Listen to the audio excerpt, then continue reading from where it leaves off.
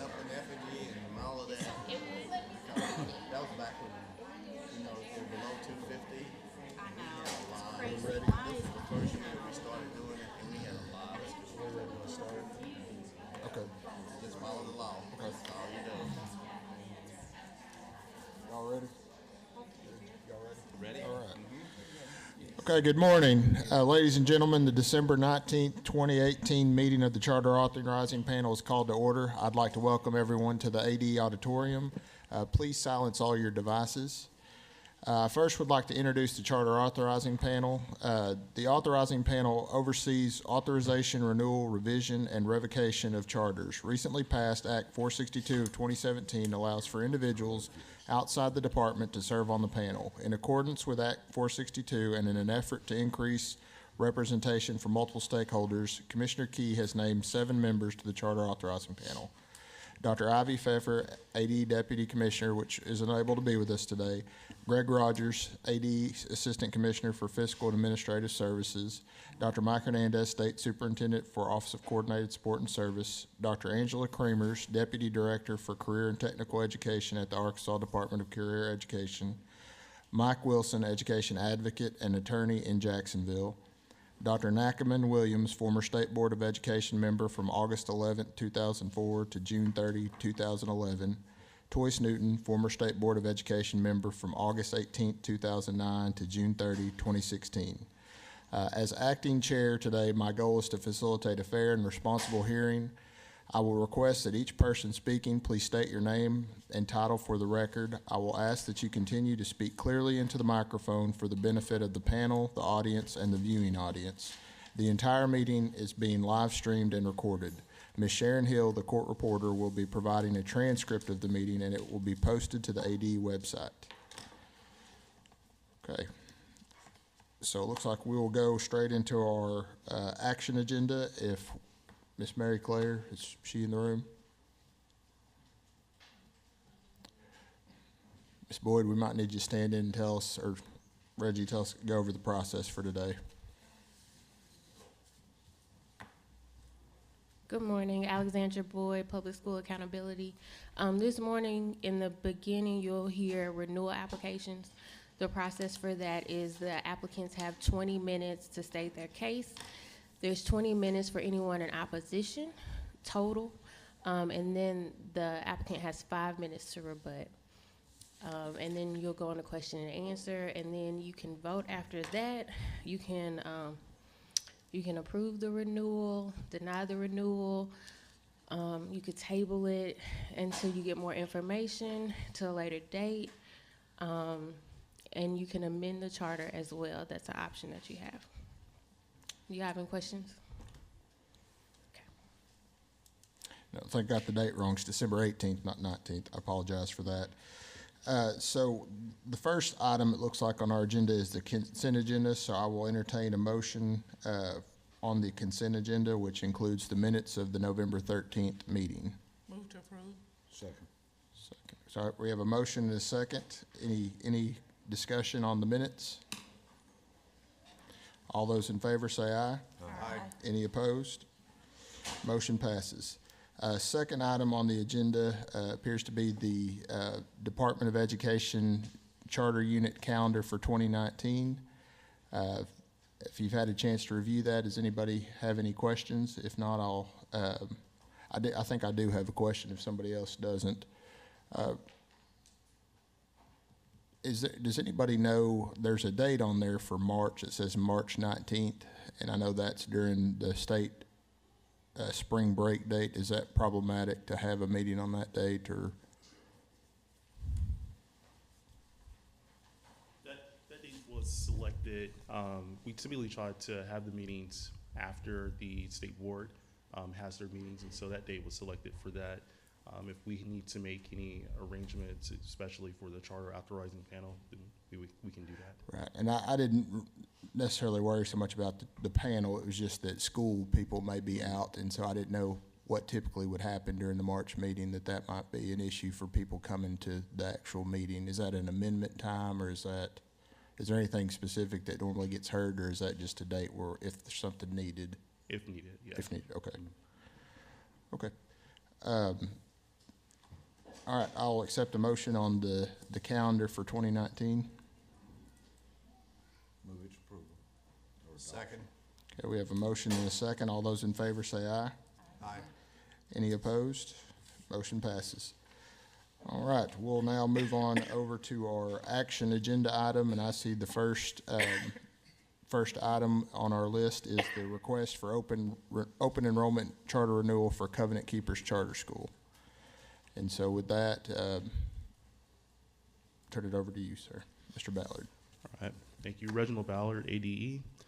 On January 15, 2008, the State Board of Education approved the application for Covenant Keepers Charter School. The charter is approved to serve students in grades 6 through 8 with a maximum enrollment of 380. Representatives of Covenant Keeper Charter School are appearing before the Charter Authorizing Panel to request renewal of the current charter, which includes an amendment request to change the sponsoring entity and school name. Would the representatives for Covenant Keepers please stand? Yes, if those members speaking for or against the open enrollment charter application, renewal application, if you would, please raise your right hand. Do you swear to tell the truth, the whole truth, and nothing but the truth? Thank you. You may be seated. All right, for representatives of the charter, or representatives of the charter, if you will go ahead, you have 20 minutes to do your presentation.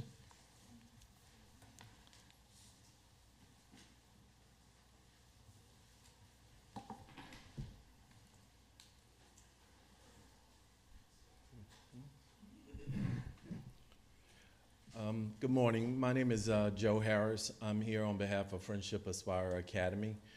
We've submitted our charter renewal application on behalf of Covenant Keeper Preparatory College Preparatory Charter School. We are seeking a. I apologize. Trip Walter, Staff Attorney, Arkansas Public School Resource Center. I apologize for the interruption. Just wanted to let the panel know one thing at the outset, that there is one remaining issue in this matter between Friendship and Covenant Keepers concerning school debt. And so just wanted to make the panel aware of that going forward. Thank you.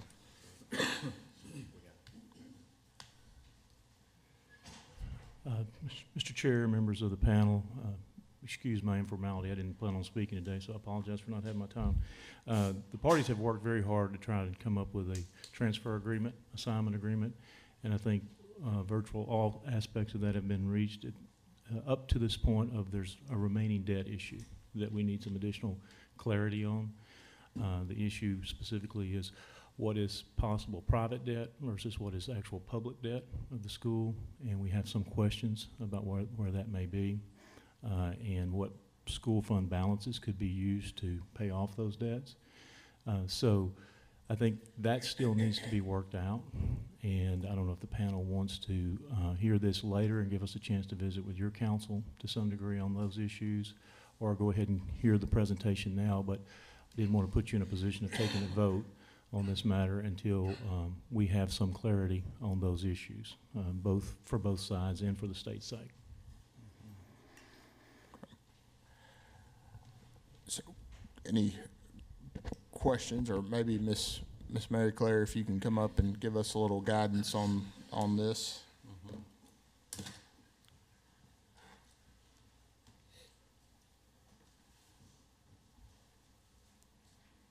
Mary Claire Hyatt, Arkansas Department of Education. Guidance on whether or not you can move the agenda item, or? Yeah, so what I'm understanding is we're hearing the renewal application and transfer request, but in light of the things that were brought up in terms of debt and not necessarily having a agreement on the transfer request, we're just trying to see what the appropriate action would be for us to do at this point. So as you are hearing it right now, and as the renewal was submitted, it is an application for renewal, including the transfer to Friendship, and Friendship being the sponsoring entity. As Mr. Smith just said, I think the agreement isn't finalized due to some issues about some outstanding debt that may or may not be public debt or private debt from covenant keepers. In the hall, Mr. Smith did ask if we could have a minute to talk to see where we might stand in that situation. We could hear this later this afternoon. If it's something that the board, the panel isn't willing to hear later, you can go ahead and hear it now. Otherwise, you could table it until this afternoon. So you've heard various options there. Is there any discussion or willingness to make a motion on what to do in this scenario? I don't know. It seems to be advantageous for both entities to have a discussion and bring back some type of agreement or conclusion, as opposed to us having to decide based on some information that might not be consistent with both sides agreeing together. So that would be, either way is fine with me. We can hear it now, but it may be a disadvantage for both parties actually, and the debtors, not the people that have the debt. It might be to their disadvantage for us to move forward without complete information. I agree with you. You know, whenever someone brings me a problem, they're willing to have a solution to go with it. I'm all for that. So I think tabling this until later on today would be a good next step. So we need a motion to table. Yes, the proper motion would be to table it until the end of, or actually you could move it to the end of the agenda rather than table it and have to pick it back up. That's my motion. Second. Okay, so we have a motion and a second to move it to the end of the agenda. Any discussion? All those in favor say aye. Aye. Any opposed? All right, so we'll move that to the end of the agenda. All right, so moving to the next application, looks like we have a request for renewal for Exalt Academy of Southwest Little Rock. Mr. Ballard, you are recognized. Thank you, Mr. Chairman. On November 13th, 2013, the Charter Authorizing Panel approved the application for Exalt Academy of Southwest Little Rock. The charter is approved to serve students in grades K through 8 with a maximum enrollment of 540. Representatives of Exalt Academy of Southwest Little Rock are appearing before the Charter Authorizing Panel to request a renewal of a current charter. Will those representatives please step forward? Okay. I know we've got several shuffling in the room, so I'll pause a minute to let everybody get in here. Okay. All those that will be speaking for or against in opposition for the renewal of this charter, would you please stand and raise your right hand? Okay.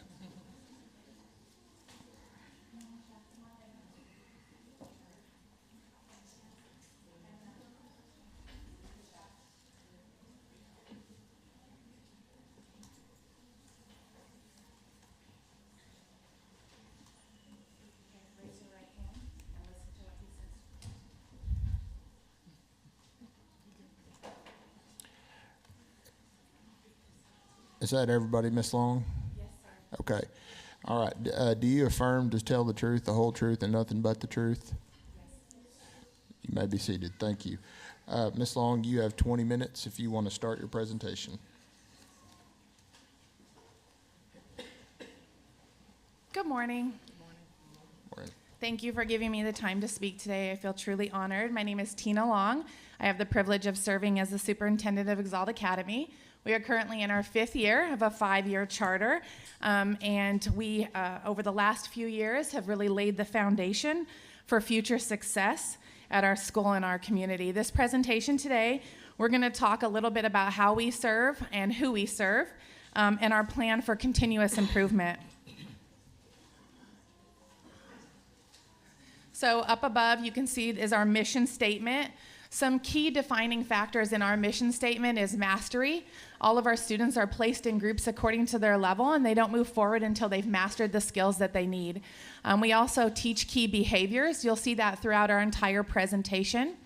Additionally, who we serve is important to us, and so you see that in our mission statement.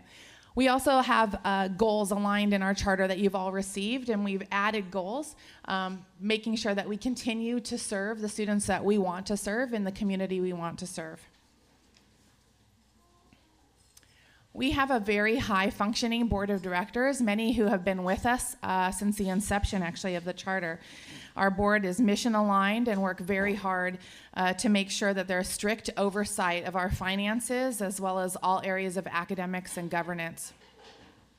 If you are here with the board of directors, please stand and be acknowledged. 1, 2, 3. Thank you. So who we serve is very important to us. We currently have around 335 students. 96.6% of our students qualify for free lunch. However, 100% of our students receive lunch and breakfast and snack throughout the day at no charge to them. We have a part of the community eligibility program. 100% of our students are minority, but 55% of our students qualify for English language support services. This is higher, of course, than the Little Rock School District, but actually very representative of the community that we live in. Over the course of the last few years, we've also worked very hard to make sure that our staffing represents our school. So 77.5% of our team members are also minority. This is a map showing where we are located. So we're on 83rd and Geyer Springs. That star on the map indicates our school. We're right next to Cloverdale, and all of our students actually come from our community. So just a quick reminder of some key factors of our school. We have a longer school day, a longer school year. We have an RTI model that is built out throughout the entire day. It's the backbone of what we do, our scaffolded approach. There are 2 teachers in every classroom, and we teach key behaviors in every lesson infused throughout the day. So responsibility, respect, trustworthy, hardworking, caring, and citizenship. So this chart shows just some academic data. We didn't have testing our first year because we didn't have testing grades. So we were serving K2 and then we grew each year. So the first year that we tested was in 16. That was our benchmark year, so that's why you don't see a growth score there. Every year since the inception of the charter and we've grown academically. You can see our score moving in an upward trend for our overall ESSA score, and you can also see our value-added growth score getting larger. We are also really excited that we are awarded the Beating the Odds ELA growth for middle school in the Central Region by the University of Arkansas Fayetteville. So we did request an independent analysis from Dr. Sarah McKenzie from the University of Arkansas Fayetteville just recently, earlier this month. And she gave us back some of these statistics. Our 4th grade math last year, their growth score for students of a similar free and reduced and minority population was actually in the 91st percentile. And our 5th grade reading growth was in the 70th percentile. Our 5th grade math was in the 84th percentile. She also examined our ACT Aspire growth compared to similar schools serving a similar free and reduced lunch population. And our growth was above average overall. They don't have a breakdown by grade level, however, for the ACT Aspire on this. Similarly, in previous year, our 4th and 5th graders, their growth score for reading was in the 91st and 84th percentile, and the 5th grade was in the 70th for math. So we mentioned that we have a large English language learner population, so that's really important to us that we're serving them really well. It's continued to grow over the years. Our families report that they're very satisfied with all the bilingual communication. All of our materials are in both Spanish and English. We have 2 office managers who both speak Spanish, and as well as other support personnel. We have translators available for all conferences, and we really embrace our Hispanic culture and heritage through celebrations and then curriculum. We've also had cultural sensitivity training through the Department of Education. We know that when we're working with students that come from a low-income background, that there are environmental challenges that many of our students can face. There's a lot of research, on trauma-affected students. I know that the Department of Education, the ADE board, as well as ADE staff members have done a lot of training on the adverse impact that these type of experiences can do to children. So statistically, children from poverty experience more of these type of events than maybe their affluent peers would. So because we know it's such a big problem for our students, we hit it very directly in our school programming. We have a positive behavior model ensuring a very safe environment where children are rewarded and recognized for their good behavior. Children enjoy coming to school. We have extra top-tier supports and behavior interventionists and specialists to work with children who need more support or more structure and more positive reinforcement. We've partnered with mental health institutes, making sure that those services were available to families as well as our students. We've also partnered with Dr. McGraw. And Dr. McGraw is the executive director of the Women and Children's First Center Against Family and Domestic Violence. She's delivered professional development to our teachers on how to work with children who've come from that type of environment, how to experience it, how to identify it, and how to offer support for our families. If you've seen me present before, you've seen this slide. This is my favorite slide because it's like the backbone of our entire academic model. This is Maslow's hierarchy of needs. Our entire framework for our school is built upon this. We intentionally make sure that we hit every level of the pyramid, making sure our students can move all the way up to reach their greatest potential.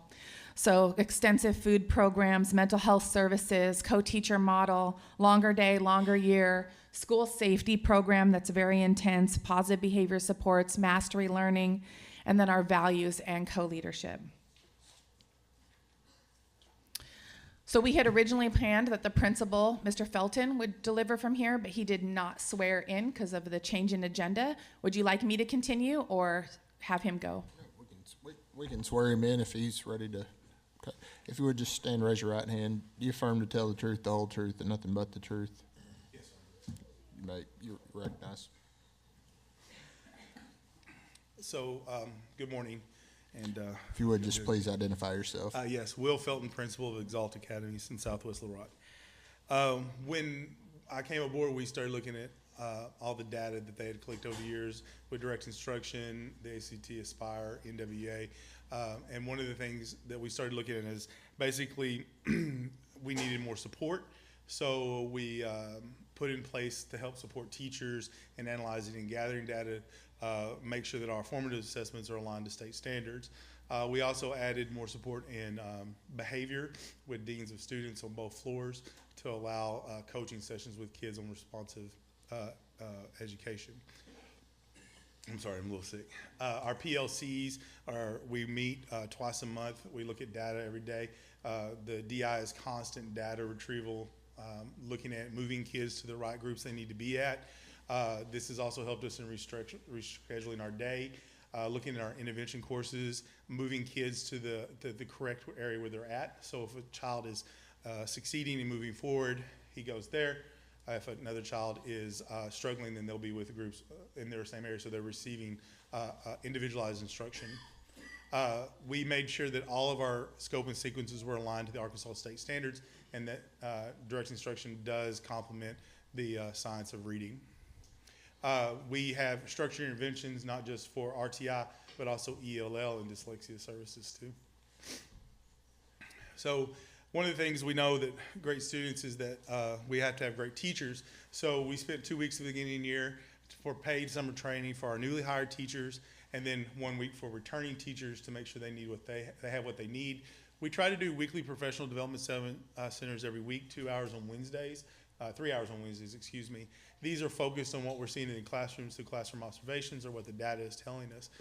We have found many things that have popped up saying, you know what, we really need to work on this through these PLCs, and the teachers have worked with the leadership in order to make this happen.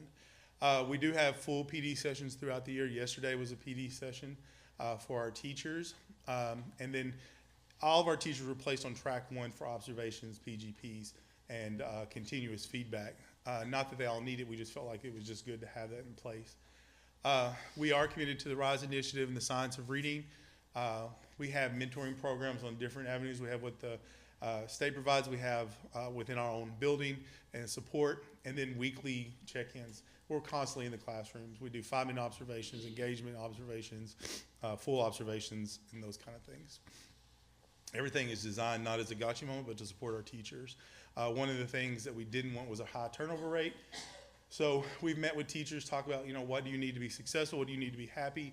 And the teachers gave us really good feedback that we've acted on. It's part of our population is that, we constantly have this need to improve student achievement.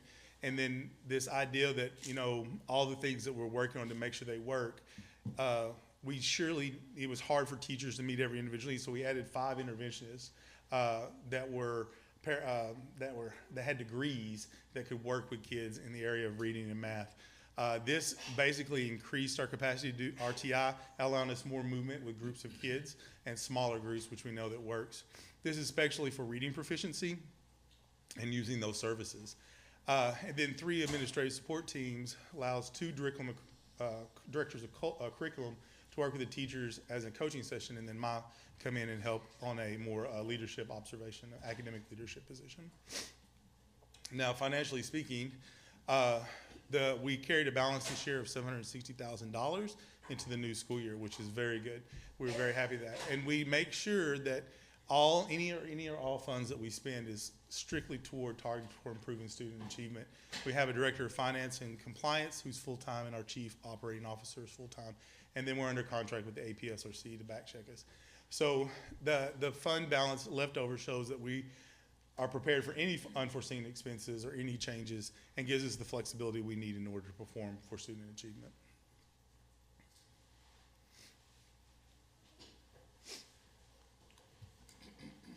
About 6 minutes. Thank you.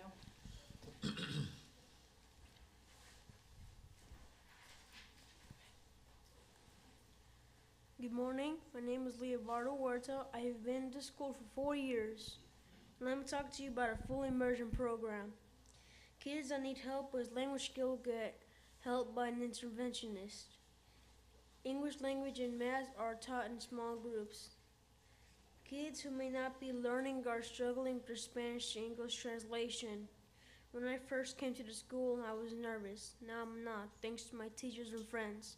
It turns out there are more children like me. Now we're confident. The schools are home. Keep it open for the next generation. Thank you. I would like to welcome my friend Edna. Good morning, my name is Etna. Good morning, my name is Etna. I am in the 5th grade. I have been at Exalt Academy for 3 years now. I really love my school because of the long hours. During that time, we have one-on-one instruction time, like writing practice. This year, we have band, cooking, and other classes. We really appreciate these classes because we work hard in reading, writing, and math. Now, I would like to introduce you to my friend Michelle and Jewel. And Santiago, I mean.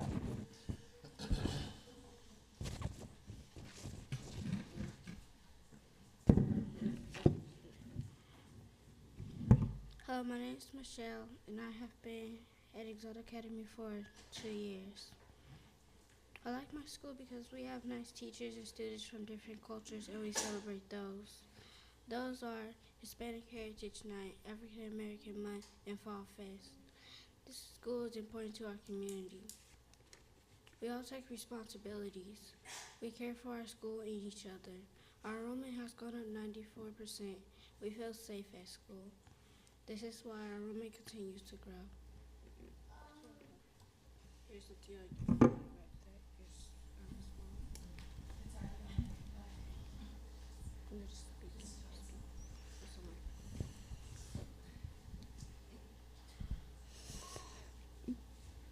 Hello, my name is Santiago. I am in 1st grade. I read 2nd grade level. I read better than my cousins. I read like a 3rd grader.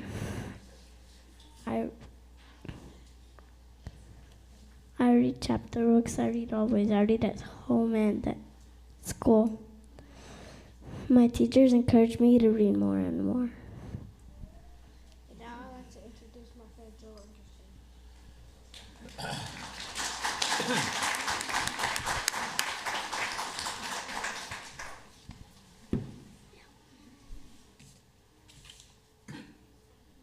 My name is Chrisella Taylor. I've been at Exalt Academy for 2 years. I love math and drawing and art class. When I came to this school, I was scared. Now I'm not. I made a friend. She is very nice. Making new friends used to be hard for me. Our teachers teach us how to make friends. Now I have fun and learn. That's why I love going to school. Now my friend Joel.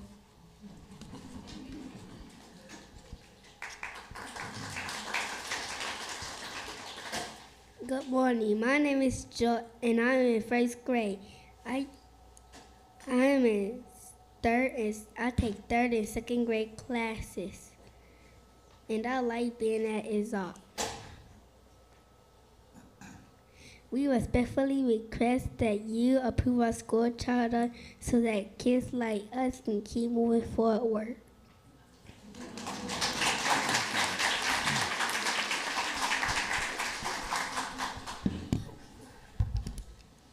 Miss Long, do y'all have any more? Just want to say thank you to the students. That was very, very brave of you. I know it's hard to come up here and talk to a bunch of adults, but y'all did a great job. Thank y'all. Thank you, sir.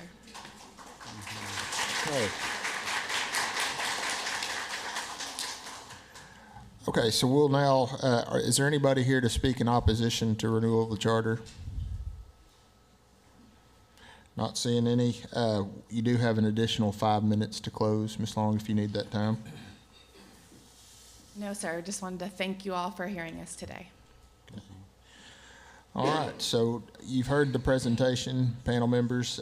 We'll now open it up to questions from panel members, and we can start over with Mr. Wilson. Could you characterize for me retention of students from year to year and retention of teachers from year to year? How does that look? Yes, sir.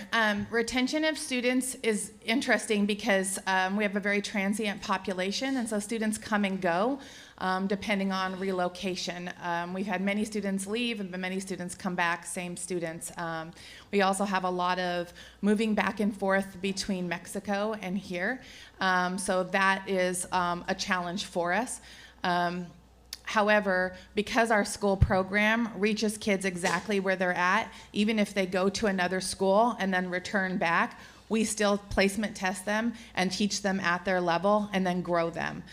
We have a core group of children who've been with us, but that is something that we're continually struggling with and working with and making sure that no matter where they go and come, that they're always welcomed back and taught at their level. For teachers, it's been a challenge for our population. Our work is really hard. As I mentioned, we have a 9.5-hour school day, and the teachers work exceptionally hard. We put 2 teachers in a classroom to share the workload, but this year, because staff retention has been a problem for us, we added the 5 extra interventionist positions. That's because we've been in a really strong financial position, and because our student population has grown, we have the resources coming in to be able to do that now and still have a nice, maintain our budget, and we're able to do it now. So those 5 extra positions, I believe, have helped this year. There has been we compared last year's staff retention to this year's staff retention from August to December, and we've actually had a 30% decrease in staff retention loss than we did last year. So we're hoping that that will continue because of the extra support that we're putting into the school. The loss in retention has decreased. That's right. Thank you. Okay, Ms. Newton? I'm impressed that you are working with students and families over different areas, and wanted to know how you felt. It's a segue to Mr. Wilson's question about the progress and how you measure. So if you had to grade your progress around retention, if you had to grade it around academics and social development of students, how would you look at those three areas in terms of the gains that you've made within the years that you've been a charter school? I really appreciate that question. Thank you. It's really difficult because we are a school and we know that academics is a priority, and we take very seriously the ESSA reporting and academic growth for our students. But we know that there are many other areas, right, that aren't measured for us. Behavior and student engagement is a huge focus of ours, and making sure that students have a love for learning. If we look at where the school was the first few years with behavior, I have a 0 expel. We've never expelled a child from our school, and we never will. All children come to us with significant behavior problems, and we work with them and we teach them appropriate ways to behave regardless of their behavior. And it has had a tremendous impact on our school. We've had many department members as well as panel members come in and tour the school. We have very, very high levels. It's around 97% engagement levels at all times. Significant progress from the first few years where we were like, just stay in the classroom. Like, we just need you to stay in the classroom right now. To our behavior infractions have declined by 60% the previous year, another 60% last year, and we're seeing a huge decline again this year. We're trending that way. We have only had 2 out-of-school suspensions, 2 students this year. And we've had a few in-school suspensions, but very minimal.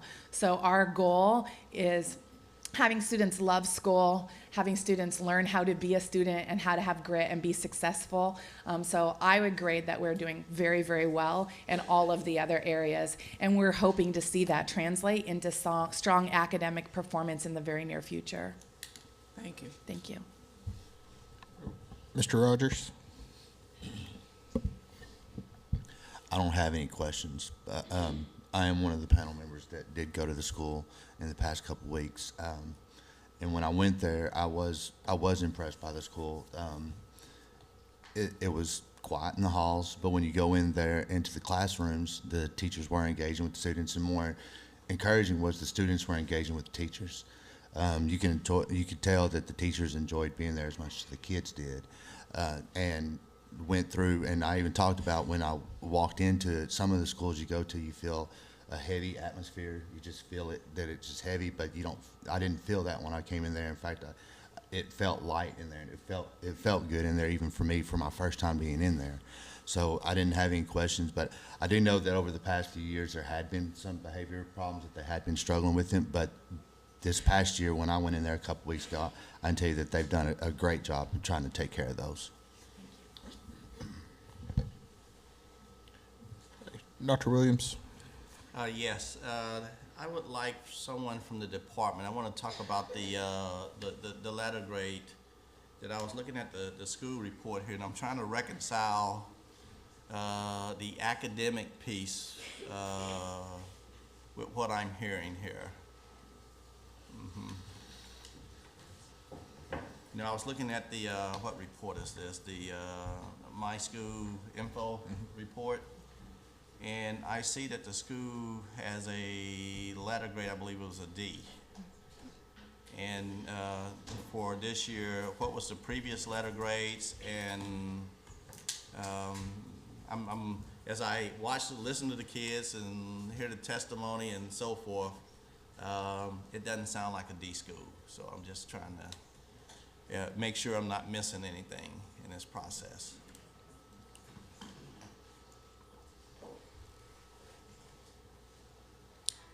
Just one moment. Okay, no problem.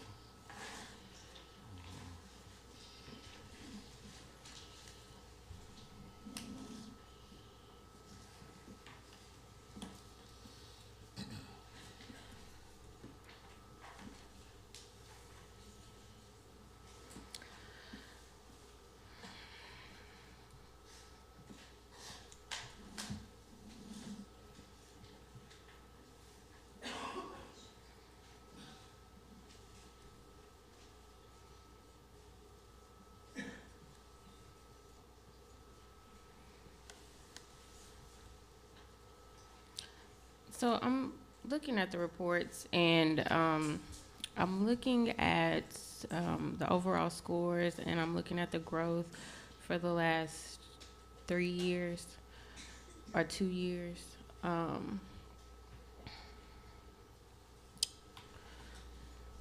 So I think you're right, Dr. Williams.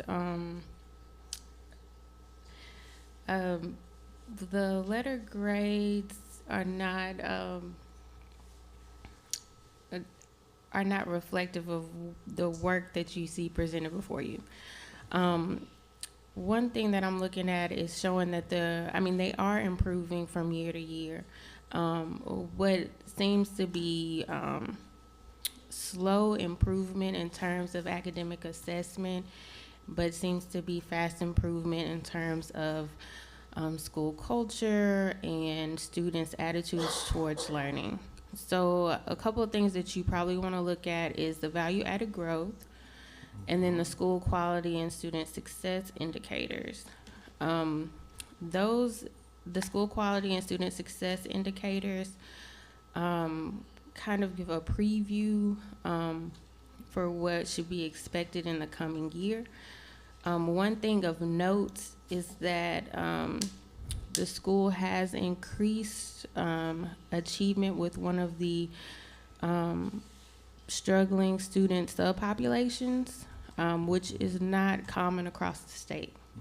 So the students with disabilities, they show about a 10-point improvement there with school quality and student success. With growth,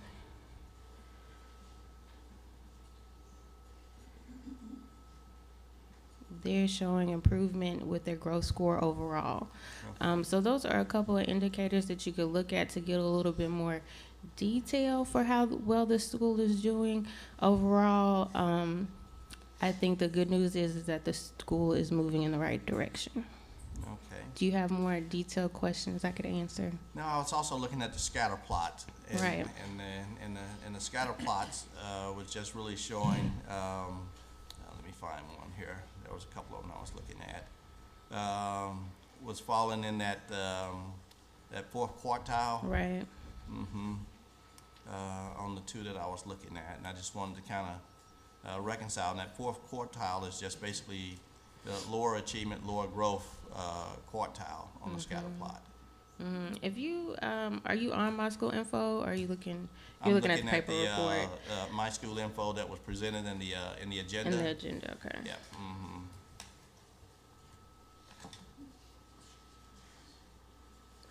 So if you look, okay. And one of them was on, it has page 8 on it. Hold on one second. Sorry. Apologize for not being more prepared for this. No, that's all right. I understand. So I think I guess if I'm hearing correctly, the key takeaway, because this kind of sets the bar for us going forward on looking at some other schools. I'm trying to reconcile the letter grades, because the letter grades can be a red flag for us. Right. I mean, there's a lot to take into account here. Okay. For me, looking at the chart on the bottom of the first page that has those bar graphs, that's showing pretty steady improvement from the previous year to this year. And then, again, I'm just going to harp on the students with disabilities category. That is not something that we've been seeing across the state. We haven't been seeing improvements in that subgroup. So that's just something to keep in mind. So they're tracking positive is kind of like the bottom line. Yeah, that's what I'm saying. Okay, good deal. Okay. Thank you.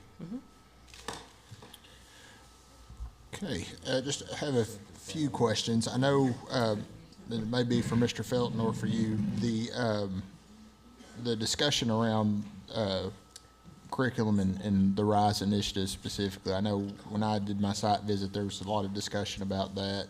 But I know in subsequent visits, there's been some question about implementation. So can you talk about, what you see as far as the training that's been done versus what you guys are doing to ensure good implementation as far as the RISE initiative?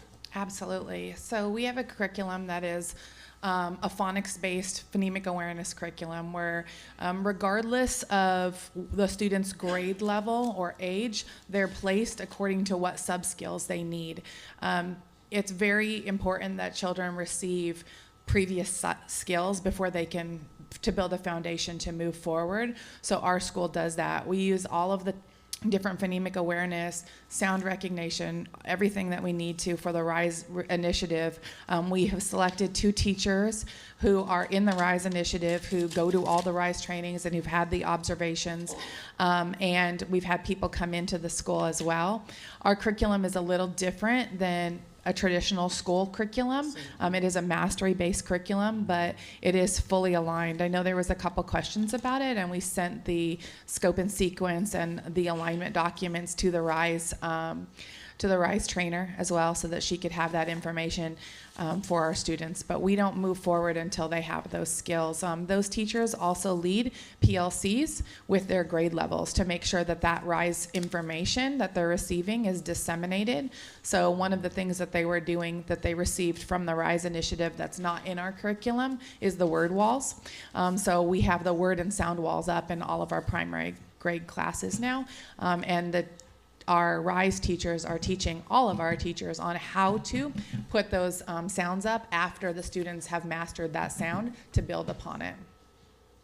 So are you guys going in and just making sure that implementation is happening, that you are seeing that evidence in the classroom? Yes, sir. Mr. Felton, go ahead. You do that. You know, they've released the RISE on the Arkansas Ideas, so we're going through that over the Christmas break to look at that. Give it options for our teachers to take. I'm going to do it over the break so I can see what's involved and then add that as a component too. We've also brought in a couple of writing from Lucy Calkins, which is aligned to it as well. Okay. And I think some of my, I don't know if it's really a question, more of a observation. So I kind of understand where Dr. Williams is coming from is, you know, when you look at kind of the history of the school, you see these multiple years of letter grades that aren't where they need to be. But at the same time, you know, I know when I was there, one of the things that stuck out to me, much like Mr. Rogers had talked about, was kind of how the building functioned. So when you'd shared about the new behavior matrix and things that have been implemented, and when I look at your behavior data, I see that it was, you know, there was multiple infractions all the way to almost none in the last year. You do see some of those, even though it's not where we want it to be, you know, I do see some positives in terms of your reading scores on an upward reading at grade level. I think went from 7% up to 17%. And then looking at your overall literacy trend, that it's going upward. And so that kind of, in my mind, puts me in a kind of, you know, is it growth fast enough? Is it, you know, where we want it to be? And you know, what comfort, I guess, would you give to tell us that, hey, we are moving in the right direction, or, you know, this is just a upward blip and, you know, we're going to level off? Or So Dr. Hernandez, the answer is no, it's not fast enough. We focused on school culture and behavior first.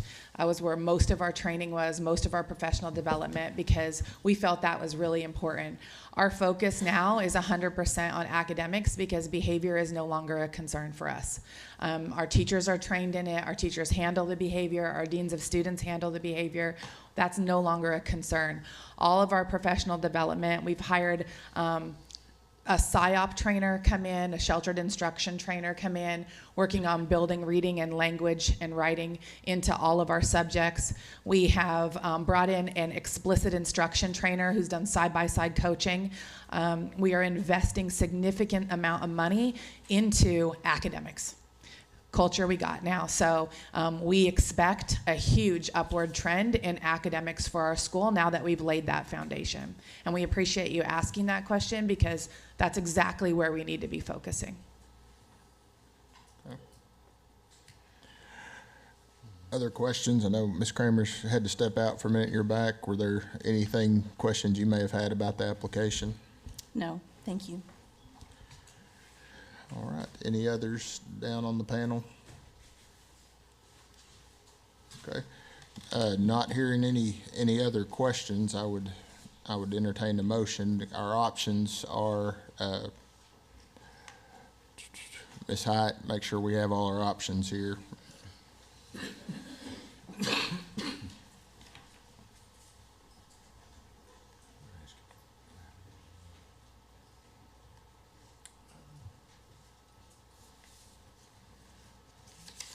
Mary Claire Hyatt, Arkansas Department of Education.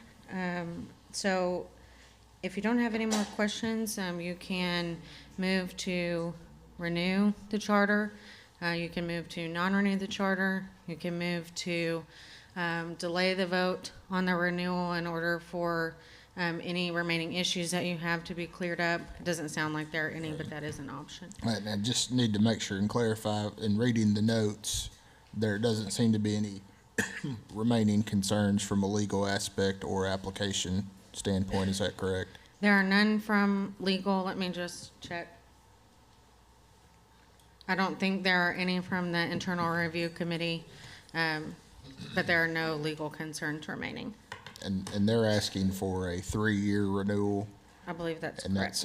that's something we can modify if we want to. I mean, we have options of doing anything on that. You can grant a renewal up to 10 years, I believe. But I do think their application specified 3 years. Okay. All right. Dr. Hernandez, we respectfully asked for 3 years because of our report card grade. We understand that we're not performing where we need to, and we're confident when we come before you that won't be the case again. I appreciate the comments, because I was getting ready to make a recommendation, motion with 3 years based on the grade, just so that we can see the continued improvement. Yes, sir. And go forward from there. So is that a motion? Yes, it is a motion for Exalt Academy of Southwest Little Rock for a 3-year charter renewal. Okay, we have a motion for renewal and a second. Any discussion? Okay. All those in favor say aye. Aye. Any opposed? Motion passes. Congratulations. If you will, take Thank you very much. you do have a voting sheet. If you'll take a little bit to make sure we fill that out. Ms. McLaughlin, were you able to get that link working? Yes. Okay.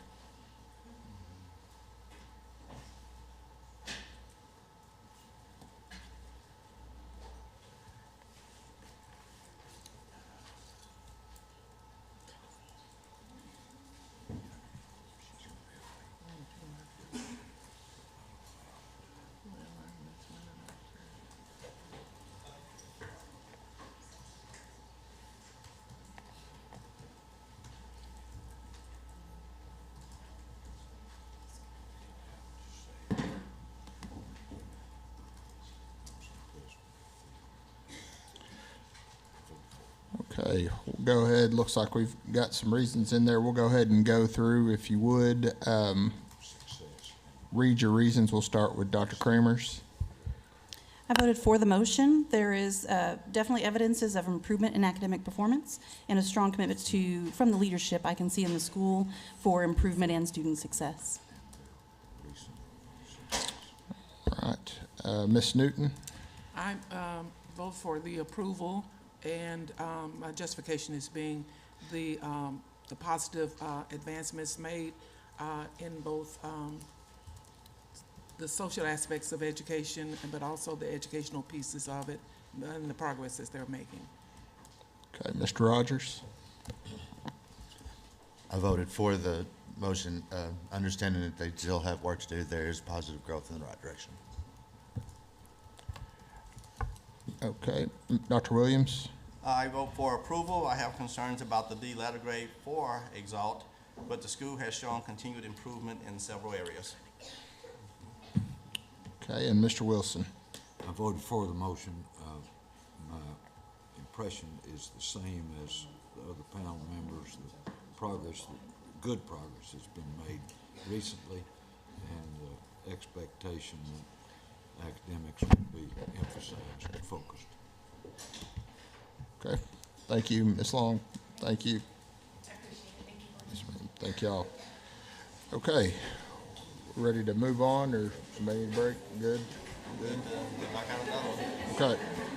We'll give a few minutes to let people transition.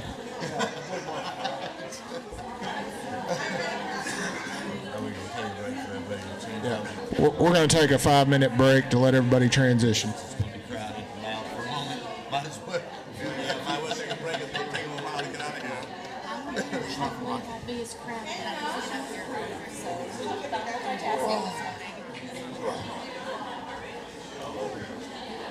Mr. Rogers, I have not had the chance to meet you. Nat Williams. Greg Rogers. Pleased to meet you.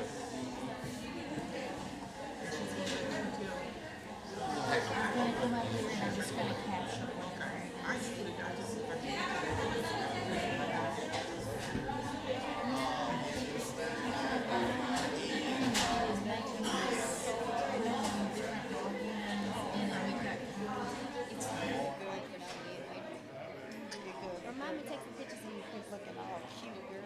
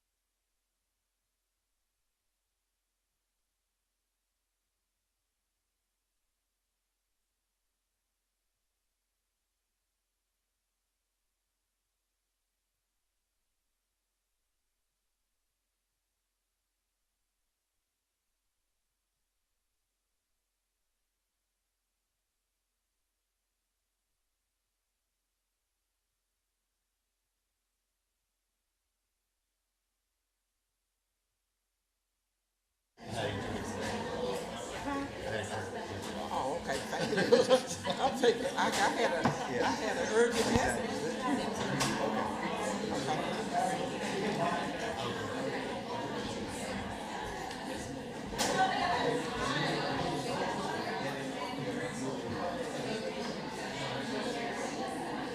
I thought, I could stand and look at it, but I'm thinking this is going too far.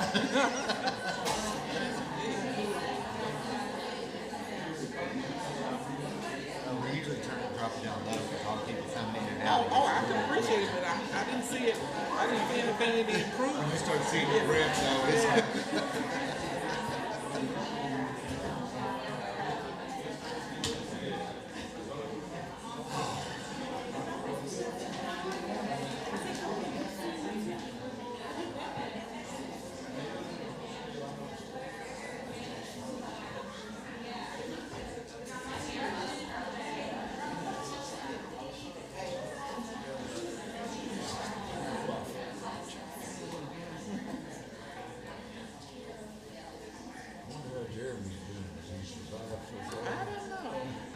Once,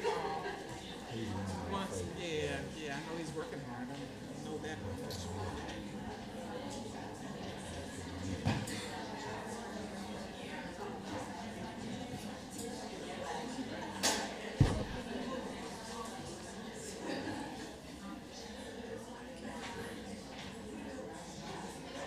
So, to take contact, Oh, just two of them. Yeah, I couldn't even, I've got two of them on, I'll speak to them.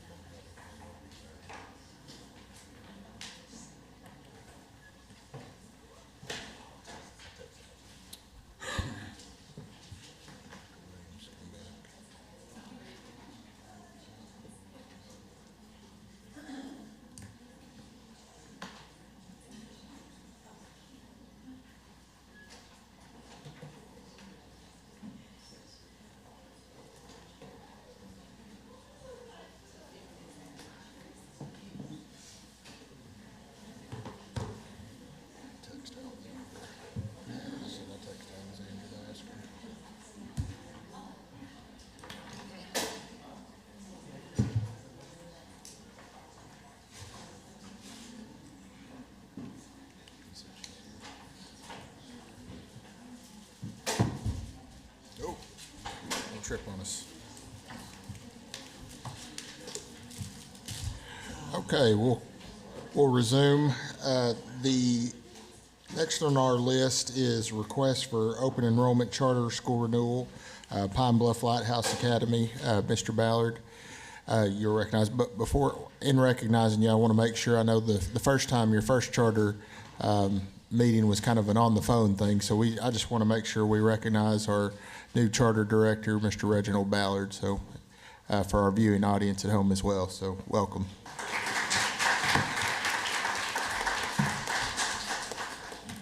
Thank you, Dr. Hernandez. I appreciate that. So we're on item number 3 from the action agenda, which is a request for enrollment, an open enrollment charter school for Pine Bluff Lighthouse Academy. On November the 8th, 2010, the State Board of Education approved the application for Pine Bluff Lighthouse Academy. The charter is approved to serve students in grades K through 8 with the maximum enrollment of 650. Representatives of Pine Bluff Lighthouse Academy are appearing before you, the charter authorizing panel, to request renewal of their current charter. They have also would like to request to provide you guys with a pamphlet before that presentation. Is that all right, Dr. Hernandez? Okay. While he's passing that out, if members of the Lighthouse charter applicants, those speaking in favor of the application and those speaking in opposition, if you would please raise your right hand. Okay. Do you affirm that the testimony you're about to give will be the truth, the whole truth, and nothing but the truth? Yes. Thank you. Okay, for representatives of the charter, if you would, you have 20 minutes to start your presentation. Good morning. I'm Lanisha Roberts, the Executive Director for Lighthouse Academies in Pine Bluff. So we're going to start with who we are. We are a national nonprofit charter network that is dedicated to ensuring a college education for a population of students who would otherwise face a future with limited opportunity. Lighthouse sets out to distinguish itself by forming a family of schools that use an arts-infused K-12 college prep program to generate results while using only the state and federal funding provided. Pine Bluff Lighthouse opened in 2011 to 165 scholars in grades K-4. Each year, the school added a grade level. Currently in 18-19, Pine Bluff has 270 scholars in grades K-8. Throughout the years, the school has always enjoyed the support of parents and the community. Pine Bluff's school mission is we are committed to serving our school community by name and need through an engaging, challenging, and positive learning experience. I do want to recognize our board of directors. We do have 2 here today, Ms. Goodwin and Ms. Aldridge. Would you please stand? The community we serve. Pine Bluff Lighthouse Charter School is located in the heart of Pine Bluff. As reported by the U.S. Census, the population of Pine Bluff has declined 12.4% in the last 7 years, and only 17.6% of the residents have a bachelor's degree or higher. Pine Bluff Lighthouse Charter School currently has 270 scholars in grades kindergarten through 8th. Our school serves 74 families with 2 or more children enrolled. Pine Bluff Lower and College Prep Academies both have a Title I school-wide designation. All of our students currently eat free. A little bit about our educational model. Our current math curriculum in kindergarten through 8th grade is Eureka Math. Eureka Math is aligned to Common Core state standards, has a heavy emphasis on real-world problem solving, conceptual understanding, mathematical justification, and mathematical fluency. It also has embedded formative assessments. For grades 3 through 8, in our literacy, we utilize expeditionary learning along with supplemental resources to implement the 3-6 grade word study components of Arkansas RISE. Expeditionary learning has a balanced literacy approach, which emphasizes close reading of complex informational text and guided reading. The K-2 literacy curriculum includes core knowledge and Hegarty. It emphasizes foundational skills, read aloud, shared reading instruction, independent and guided reading, phonics, and phonological awareness. As part of our standards-driven planning and instructional resources, our teachers develop curriculum pacing guides, biweekly assessments, and reteach methods based on formative assessment data with guidance from our math and our literacy specialists. Arts infusion is a big part of our model. We do have art teachers that co-teach us with content area teachers. Our school partners with UAPB Art Department and Arts and Science Center of Southeast Arkansas, and we expose our students to different artists throughout the year. The social development is something we hold near and dear to our hearts. It's a strong component of our educational model, and we believe that the building of relationships in the classroom is a key component. We do have morning meeting as well as closing circle daily. At the beginning of each day, students participate in morning meetings, which is a component of responsive classroom. And as a part of the morning meeting, students greet each other, they have a share out, an activity, and it ends with a morning message to set the tone of the day for each classroom. Our closing circle is a manageable way to peacefully wrap up the day and send students out feeling a sense of accomplishment and belonging.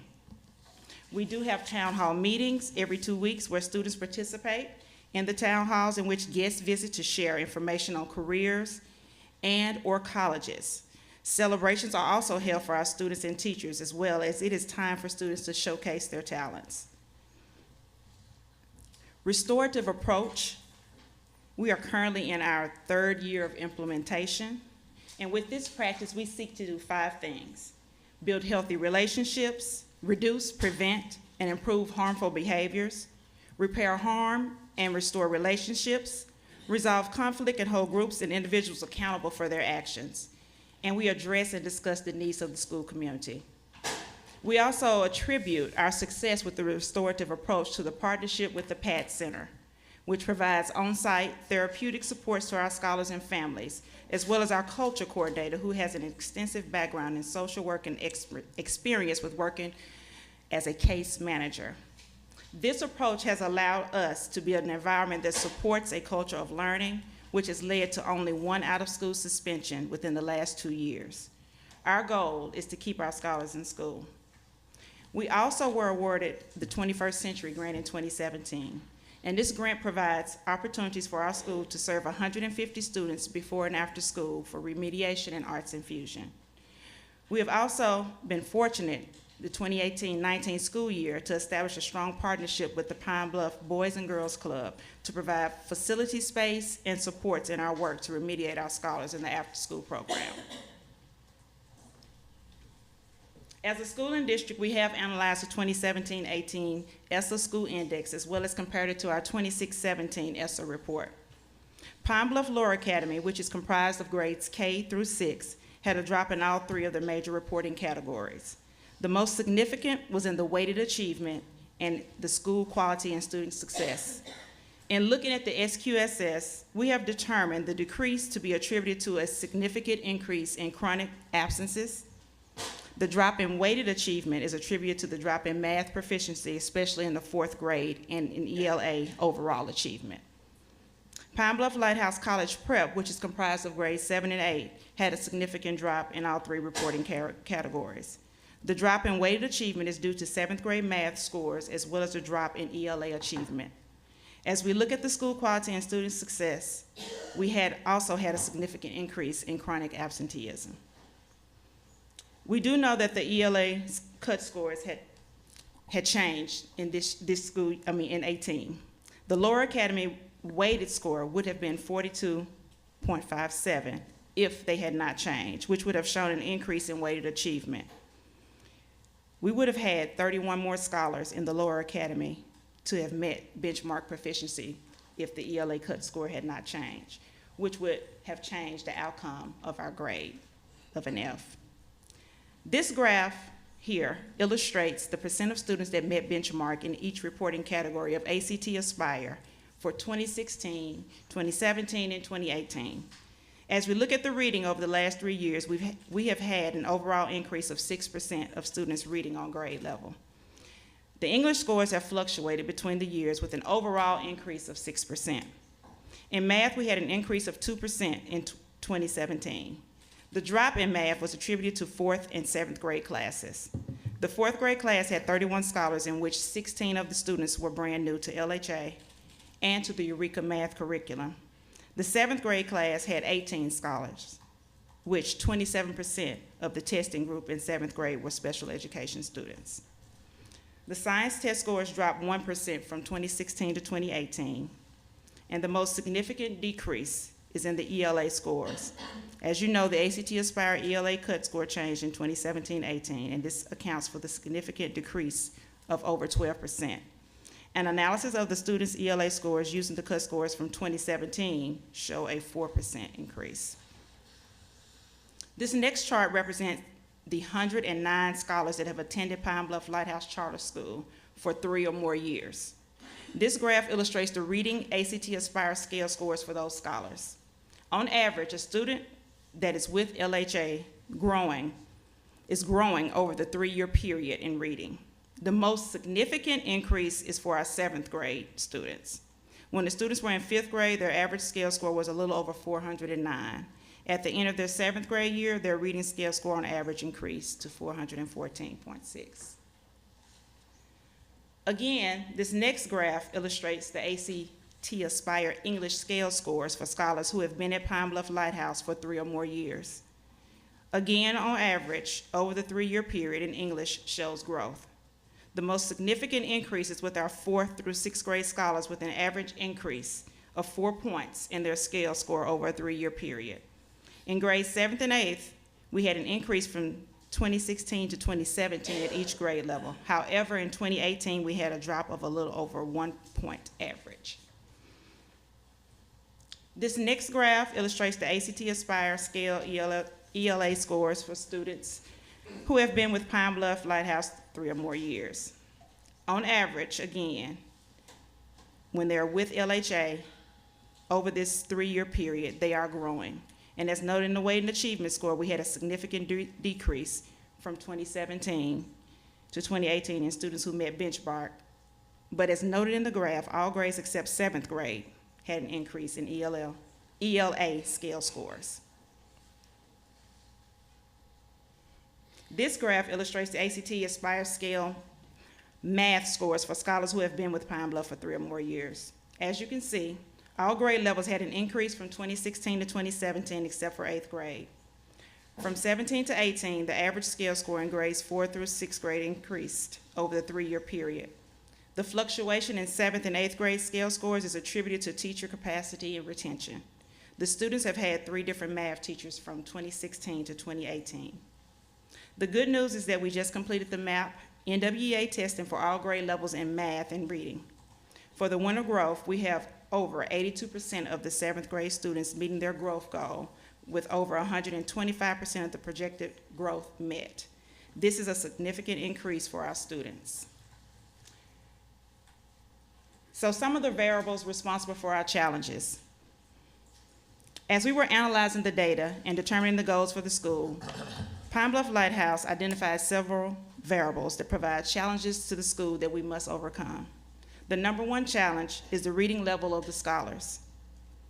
This first table, the spring 2018 table, illustrates the average reading levels of the Pine Bluff Lighthouse scholars in the spring of 2018 when they took the ACT Aspire test.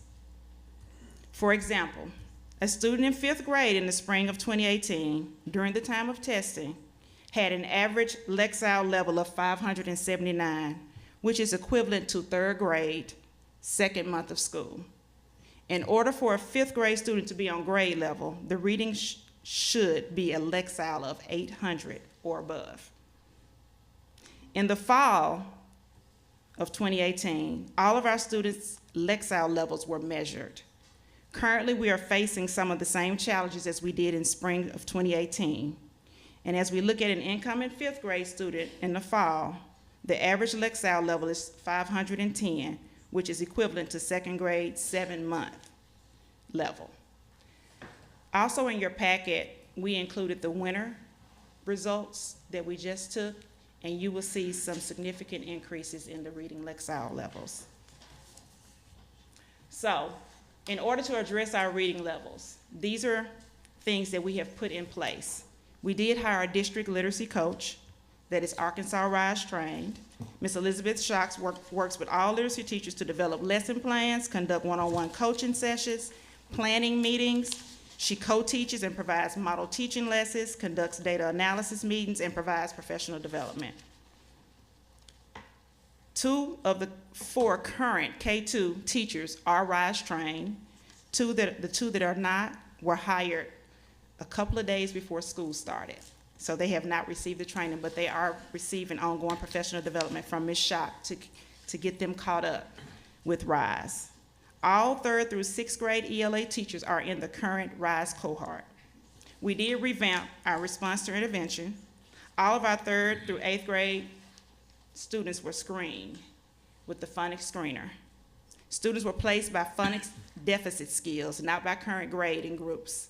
Teachers receive bi-weekly professional development on skills to be taught in our response to intervention, and the administrators are monitoring the RTI program weekly with teachers as well as the diagnostic data at 6 weeks to adjust the students' content.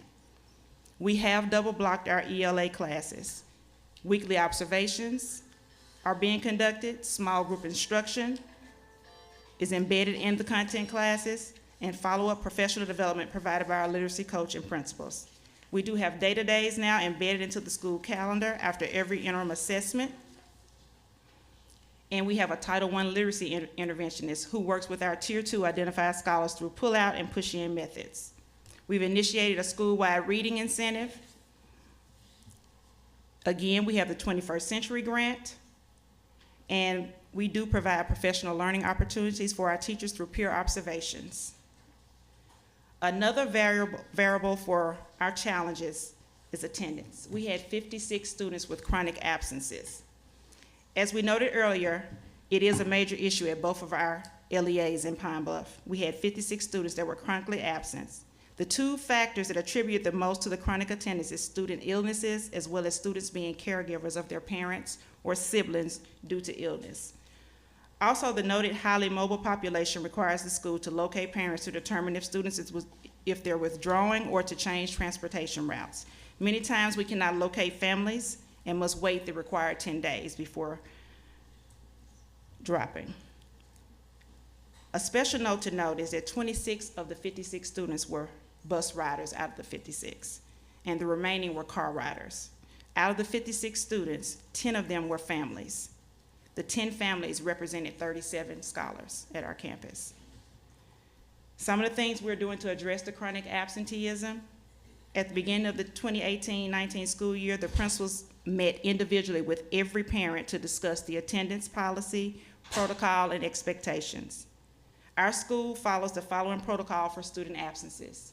As you can see, it goes up into the 10th absence. We do all of these steps. The school also provides incentives for attendance to all students, as well as recognizing parents for the hard work and making sure scholars are at school. Other proactive measures the school has taken are the school administrators monitor attendance via Cognos reports weekly with the office staff to ensure that they are knowledgeable of who is absent and who is a priority. The principals report the school attendance to the school board monthly, and the office calculates the daily attendance rate by grade every day and calls every scholar that is absent. Another variable responsible for the challenge is math. And we have to overcome the percentage of students who are meeting benchmark in math. The table illustrates the overall percentage of scholars who are meeting benchmark in math from 2016 to 2018. As noted, the most significant decreases in 4th and 7th grade. The overall percentage of students who met readiness benchmark from 17 to 18 decreased 2%. Things that we're doing to address the math deficiencies. We have hired a district math coach, and he provides the one-on-one coaching, the modeling, the professional development, the protocols for data analysis, and support for our response to intervention. Some math program changes we're more focused on target instruction. We revamped the response to intervention with a heavy focus on word problems. Small group instruction has been embedded into the content classes to address those deficiencies. More time added to our math block. IXL is heavily utilized and targeted, and more of a focus of technology. We also have a math consultant from above and beyond the core through APSRC that provides additional support to all of our math teachers. Our last variable responsible for the challenges is teacher retention, which is affecting our ability to develop quality instruction. Some of the challenges are personal illnesses from teachers, underperformance and lack of rapport with parents, staff, and student, and unable to handle the workload, meaning our longer day and longer school year. The commute. Most do not want to live in the city of Pine Bluff, so they start off commuting and then realize that drive is not what they want to do. They relocate out of the city or the state, and then the last thing is competitive salaries. So some of the things we're doing to address the teacher retention is building the staff capacity. We have began peer observations where teachers are learning and growing from each other, not just in the Pine Bluff School, but in our other Lighthouse schools. Individualized coaching, the literacy and math coach, the weekly feedback, the one-on-ones with teachers, and we also are providing leadership opportunities for our teachers. Our teachers are also a part of the new teacher mentor program through APSRC. Other things we have done to address our teacher retentions and hiring is like our hiring process. We have a panel interview. We do transcript reviews, especially for math, to kind of understand the content level, how high their content level is for math, because we know math is an area that we can't just put anyone in to teach the math classes. Teacher fairs. We also have an associate director of talent management from our Lighthouse corporate team that is just for Arkansas. We're establishing partnerships with local colleges. Staff intent conversations are happening, surveys are being conducted, and also retention activities throughout the year. Some of the things that are working is our school leadership. Both our principals have been in the role of the principal for the past 3 years. Our 21st Century program, Arkansas Rise, through the data analysis, it has been shown that the teachers that have had the training have had scholars to grow significantly, especially in 3rd grade. Community partnerships through Southeast Arkansas Science Center, the library, Boys and Girls Club. And I also had a preliminary meeting with Dr. Owa to work together with the Pine Bluff School District to combat our educational issues that we have in our community. Transportation is provided daily, as well as in our before and after school program. We do continue to do home visits. Our response to intervention program is strong. Universal feeding for all of our students, our social and emotional development program, which has changed the entire school culture, and our charter management organization, as well as our board, who has been a sound board since our existence. Ms. Roberts, I'm going to pause you right there. That's your 20 minutes, but I'll give you your additional 5 here in a second. Just make sure, is there anybody here to speak in opposition to the charter? Okay, not seeing any, you may go ahead and continue. You have 5 additional minutes. I am going to allow our CEO to come and speak. Charter panel, good morning. My name is Corey Whitaker, the president and CEO of Lighthouse Academies, and I bring you greetings and thank you to the Pine Bluff community who is here with us as well. So one of the things I want to communicate to you is that we are 100% committed to making sure that Pine Bluff Lighthouse Academies is a strategic asset to the Pine Bluff community.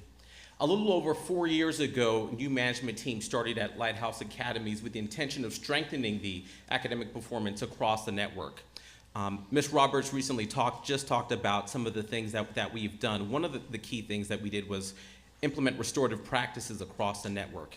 You know, it's my position that the best place for our children is with our teachers in our schools, so any efforts to decrease suspensions and expulsions and keep students with us will yield results. Another one of the structures that we've implemented is separating instructional versus operational leadership so that our instructional leaders can have more time and more mind space to focus on leading the academic program. And then our operations team focuses on the non-academic task at the school. In helping Pine Bluff improve and get where it needs to be and become a strategic asset to Pine Bluff community, it's going to take commitment and it's going to take a little bit of time. But I know that we can make this happen because we've done it over the last 3 years at our other sites. And I'll just have a couple examples for you. In Gary, Indiana, a couple years ago, our school there was an F-rated school.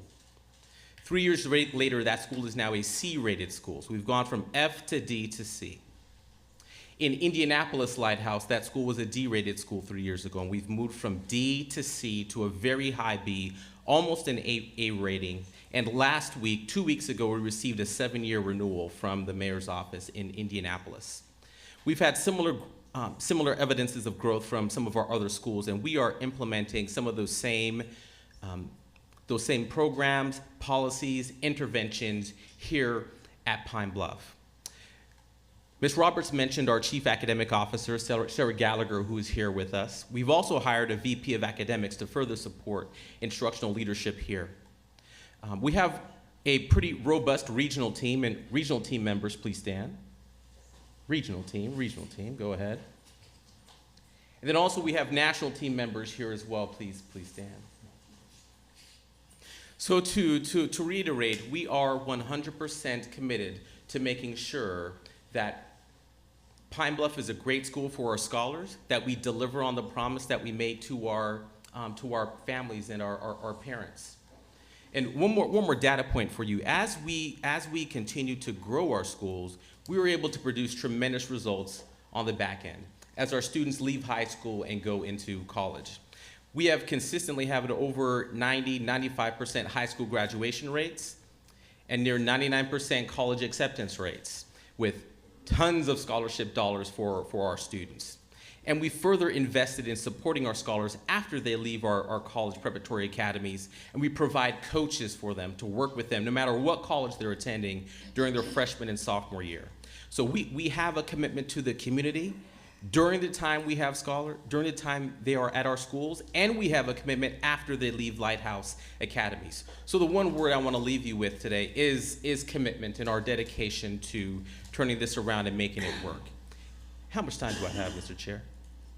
You have about 2 minutes. 2 minutes? All right, thank you very much. So with that, I want to bring up one of our parents, Ms. Velaquez, who has a few words for the panel. Hi, everybody. My name is Jasenia Gutierrez Velasquez, and I have been with Lighthouse Academy for 7 years. My son, he is currently in 6th grade. He has been there since kindergarten. I have another child too with that. Is also attending Lighthouse. They have grown so much, and like I was telling my principals, I do not understand this letter because my kids have learned, they blossom in this school. You can see it, how they academically improve. And I know this because I also work in the Department of Education, and I can see it how they been growing in it and then I have also been in other schools helping out, and I can see how other kids that have gotten out of the school and been put in a different school, they still need more help, and my kids are a little bit more advanced than they are. That's one of the things that I was going to tell you about it. That's why I'm so nervous. It's okay. Oh my goodness. And I also wanted to say that the school is like so blessed with, well, the school is a blessing to me and my family, because they, the hours, the commute, everything, and especially the teachers, they pay so much attention to the kids. The small classes that they are, you can tell how they pay, and then how they pay close attention to each and every single one of the kids, and they make sure that they be on the level that they need to be doing.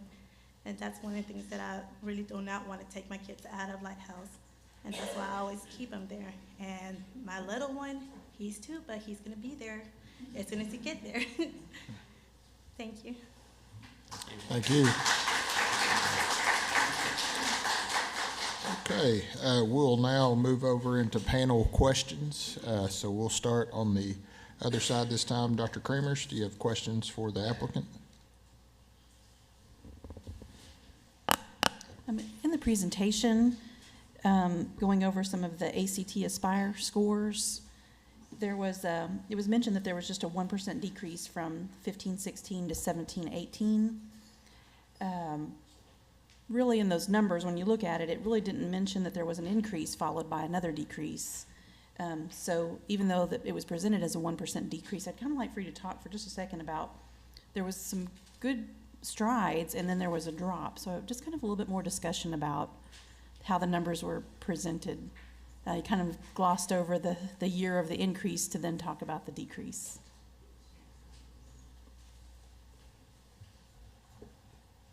Good morning. My name is Amanda Crowder. I'm the Regional Academic Director.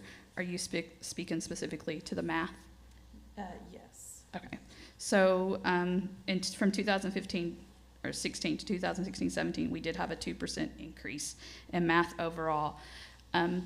We had some stronger math teachers in the building at that time, and unfortunately we had one math teacher that showed tremendous growth, and her husband worked at UAPB and he got transferred. So we lost that math teacher. So replacing math teachers in the Pine Bluff area as well as across the state is very hard.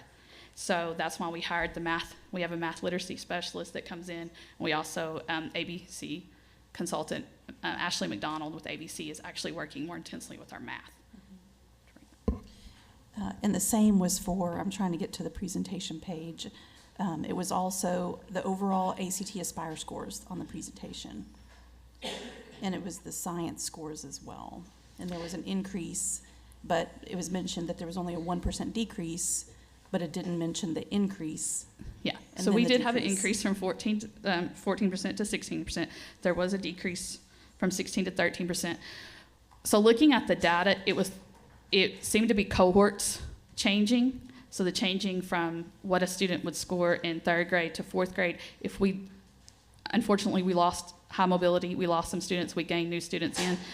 We have implemented the FOSS science curriculum at the school from 16-17 to 17-18 to help address some of that.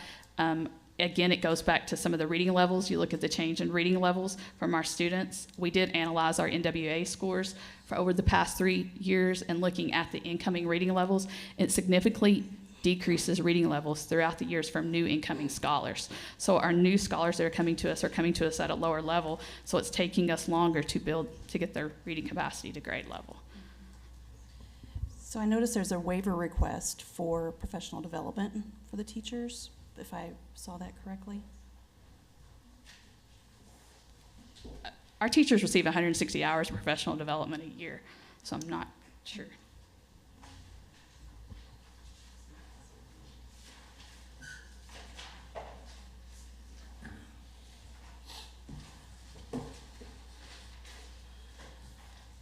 Mary Claire Hyatt, Arkansas Department of Education.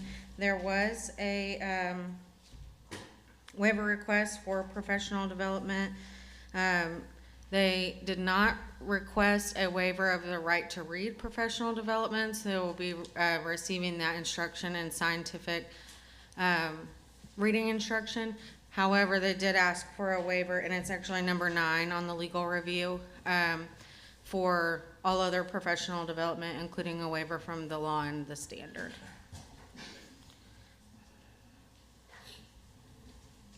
Mr. Chair, may I address the panel? Yes, sir. I'll look to Trip Walter, APSRC.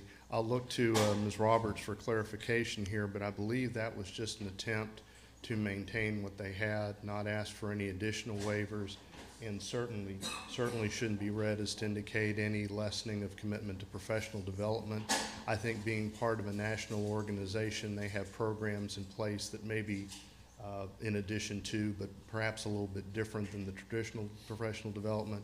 So I think I would suggest to be viewed as a flexibility piece and just providing it another way rather than an attempt to abandon or not provide their teachers with appropriate PD. And I see that you have biweekly professional development. If you could talk about that for just a moment.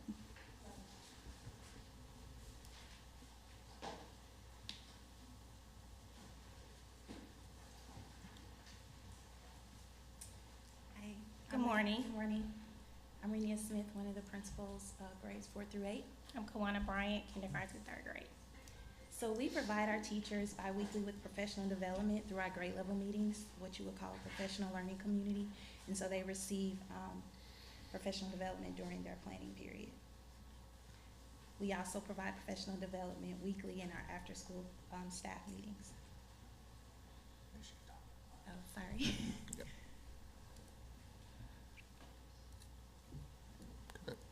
Any other questions, Dr. Kramers? I think just a comment that if the PD is during the planning period, then there's also a waiver request for duty-free lunches. So I'm just kind of trying to think about the teacher's day. So they do not provide duty during their lunch period. They have their lunch period.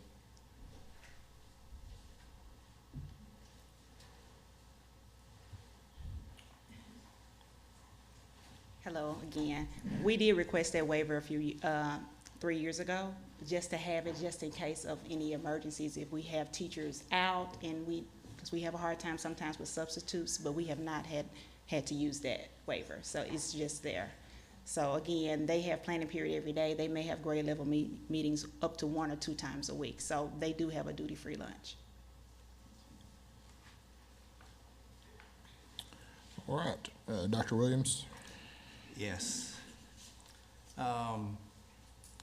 I just need some help understanding that, you received the charter in 2010, and we are at an F grade now.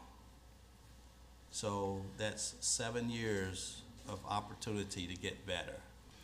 I'm a former math teacher too. And I was looking at the math percentage here, and for 2017 to 2018, the overall was 22% on the benchmark.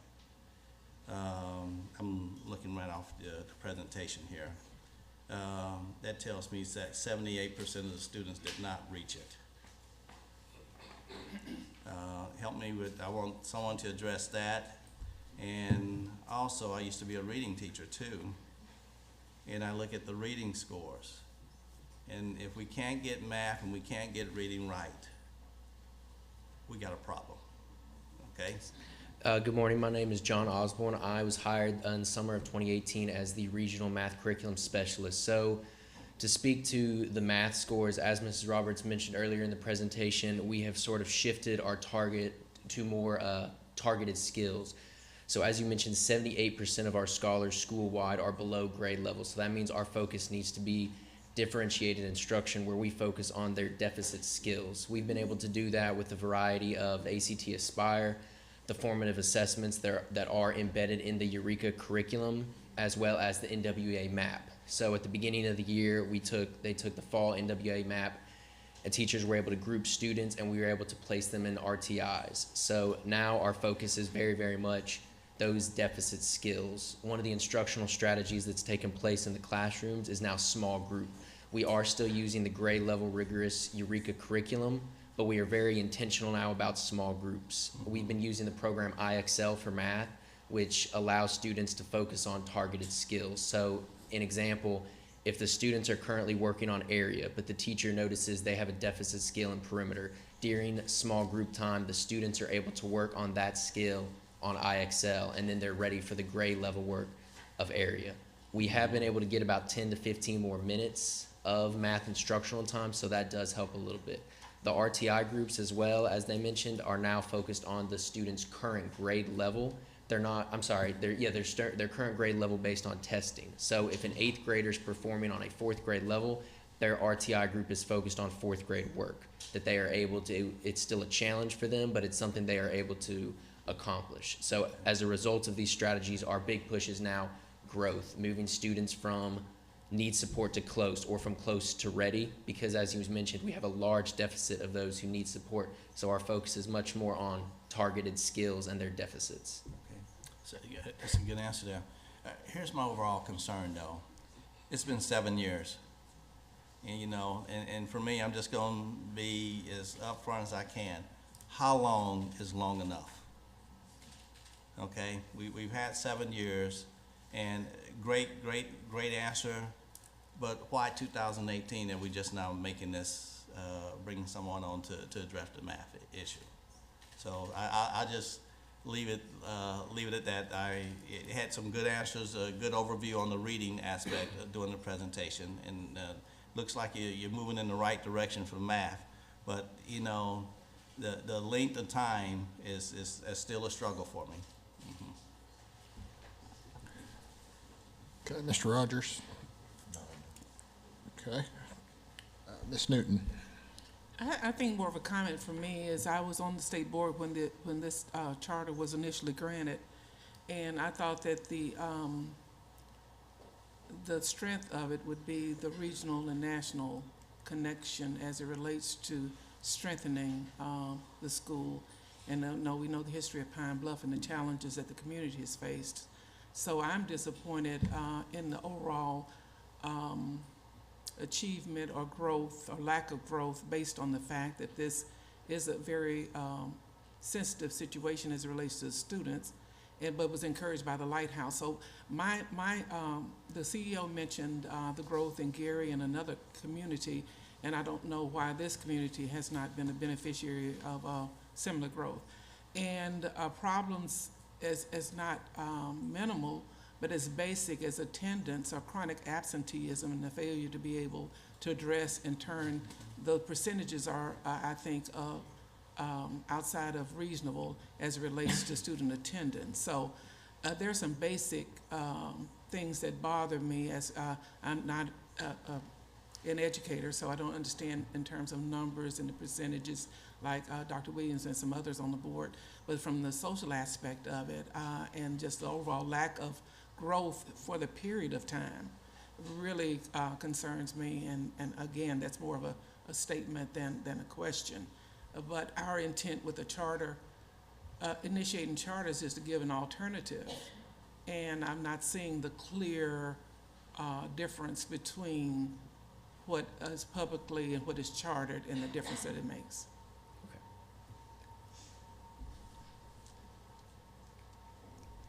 Hey, Ms. Newton and panel, I just want to address, I know there are some major concerns as well as the growth. I mean, we do take full accountability, for the performance of our students.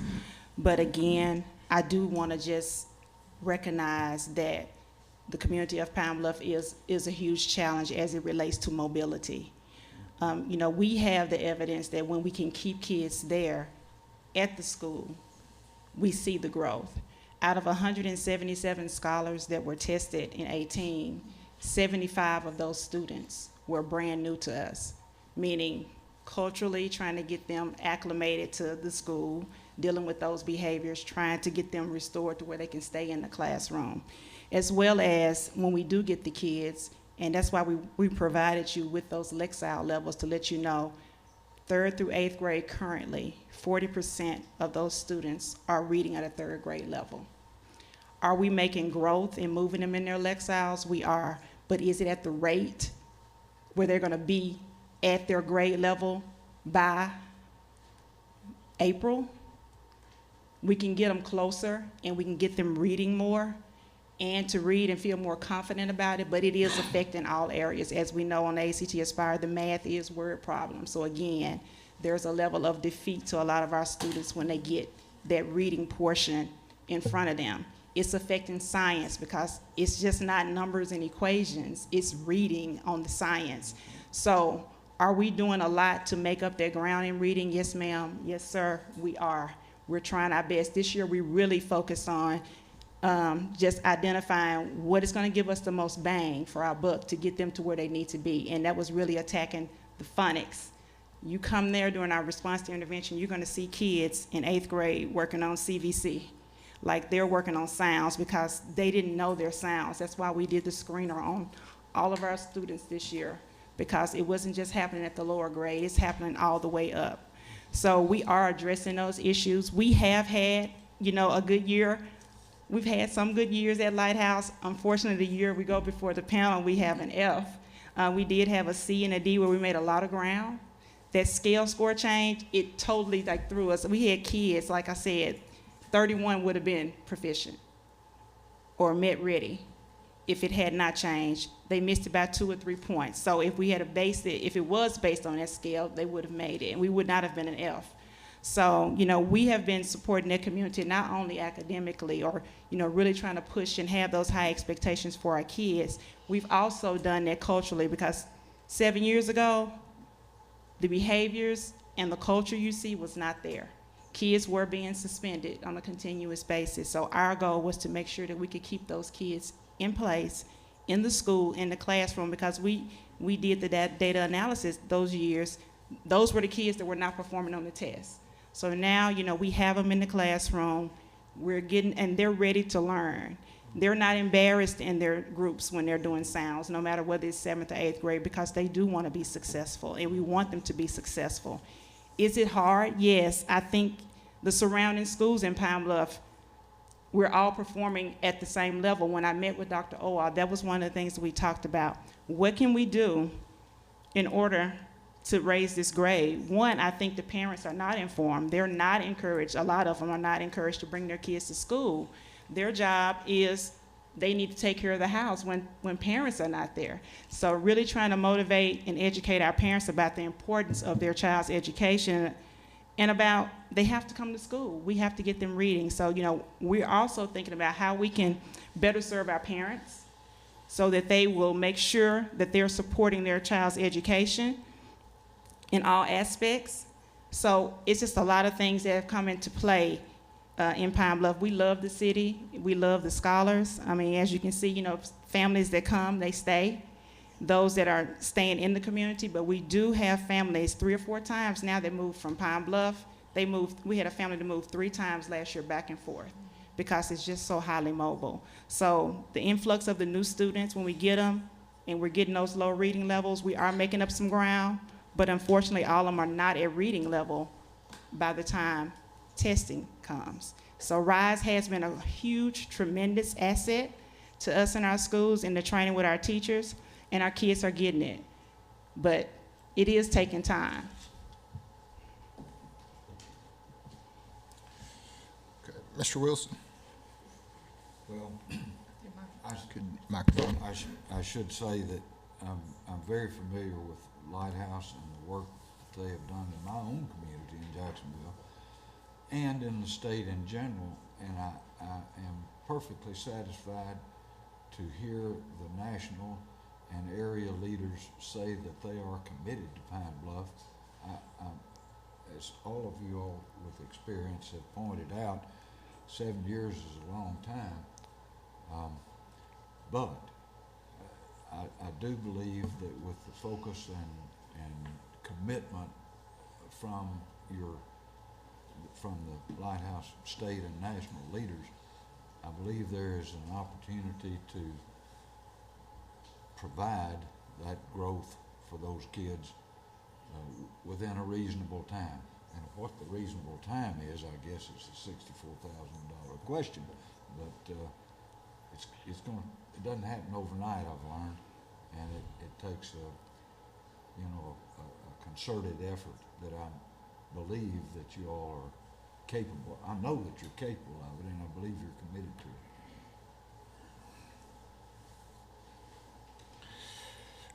Okay, so I guess I have, definitely agree with the question that Dr. Williams said about how long is enough time. So I did have the opportunity to go visit the school and saw a lot of good things there. Had the principals, which I won't put them on the spot today to make them sing, but they did sing to me while I was there, and I thought they did a good job. But I did see a lot of things. I saw some things that were positive, but I also saw, at least one thing that sticks out in my mind that's concerning. On the positive side, did see a lot of the people, regional staff that were there, working with teachers and those types of things. In reference to the math, saw things where, the regional person was there to help, but at the same time, it was the kind of people that you're getting in staffing-wise. It's, trying to bring people over that, have very little experience or still in college and working towards those things. And so I guess just the concern that, are those people going to be enough to move the needle in where we're talking about? We can put things in place and be hopeful that these things are going to work, but if we don't have the, I guess it's kind of like to speak in coach speak, sometimes it's not about the X's and O's, it's about the Jimmies and the Joes. And so getting the right people in front of those students at the right time, and I know that's been a struggle for you guys. So can you talk a little bit about, plans, or, do you expect to see the kind of growth in these scores, or will we kind of see a similar pattern?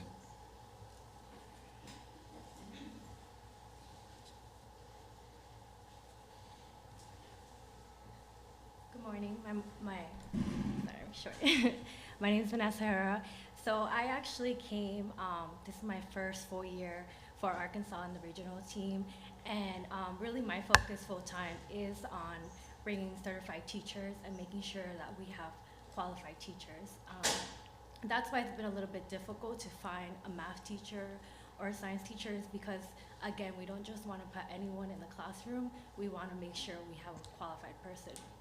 So some of the things that I've done coming in is I've been really working with the universities and really trying to get some of our first year teachers to come in, because these are teachers that have the ability to become strong teachers that we can grow, but they are coming with that knowledge that we can grow. So my focus has been working with the universities, some of the transition to teaching programs. So I've reached out to the Teacher of Arkansas Corps, and they're looking to work with us, just really focusing on where we can get those top quality teachers, because we were bringing in people from the community that understood the community, but those are the teachers that we have now, and we really understand that we need to get the teachers that are coming in qualified for the content area. And again, that's been our focus this year, and that's been my focus overall. We've actually seen people come from out of state. We've had some internal things that we've done, like we've actually focused on having our fairs at the school. So we want teachers to come and see where we are and who we are, and we get our teachers involved, and we get our principals involved. We give a tour of the school. We really want people to know who Pine Bluff is as they come here and how it's different, because that's the big understatement that sometimes people don't understand.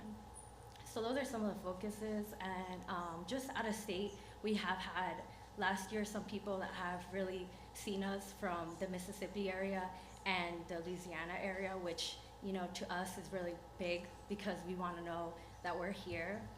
We actually had our internal fair in March, and we had people that drove from Mississippi and Louisiana, and they said they heard about us and they wanted to learn about the community. So we're trying to get some of those universities as well to kind of work with us to make sure we're getting teachers from teaching programs. So, yeah. everyone. I'm Elise Nicholson. I work on the national team. I run the talent department. So as Ms. Herrera stated, this is a focus area of ours to find really strong talent specifically for the Pine Bluff School, and not just strong talent, but qualified talent.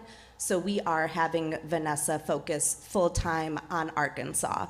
So this is the first year that we will have someone full-time on Arkansas, and we realize that that is a need. We want to make sure that we have the right people in place.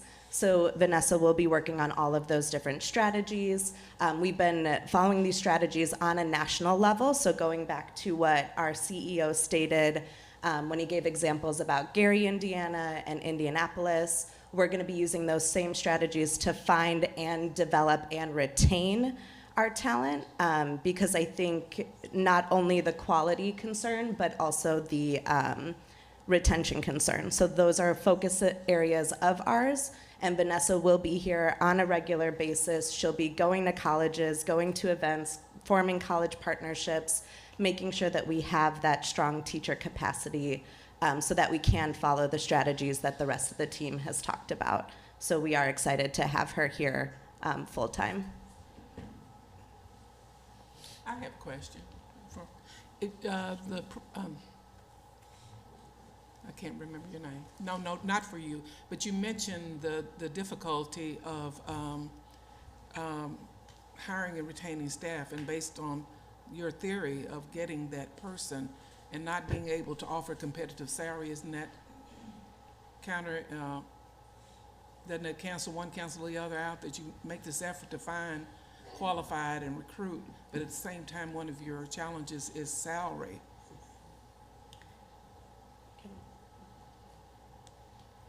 So that was in the past. I mean, what we found out, we did lose 2 teachers at the beginning of the year that were our stronger teachers to a local school that starting salaries were a lot more. So that's something that we are addressing as we go into 1920, is looking at our salary schedule to make sure that we can pay the top talent. So we are going to address that issue. And Ms. Roberts, your name's Stephanie. Yes, ma'am. Thank you. Okay. Other questions? Dr. Kremers? Just comment. The presentation really was clear on that you've identified a lot of your gaps and challenges, but I think where I am having a challenge is the school improvement plan, because only half the equation is identifying what the issues are, but having a strong and solid school improvement plan is how you remedy that. And I just don't have full confidence that there is a solid school improvement plan that addresses all of these issues adequately.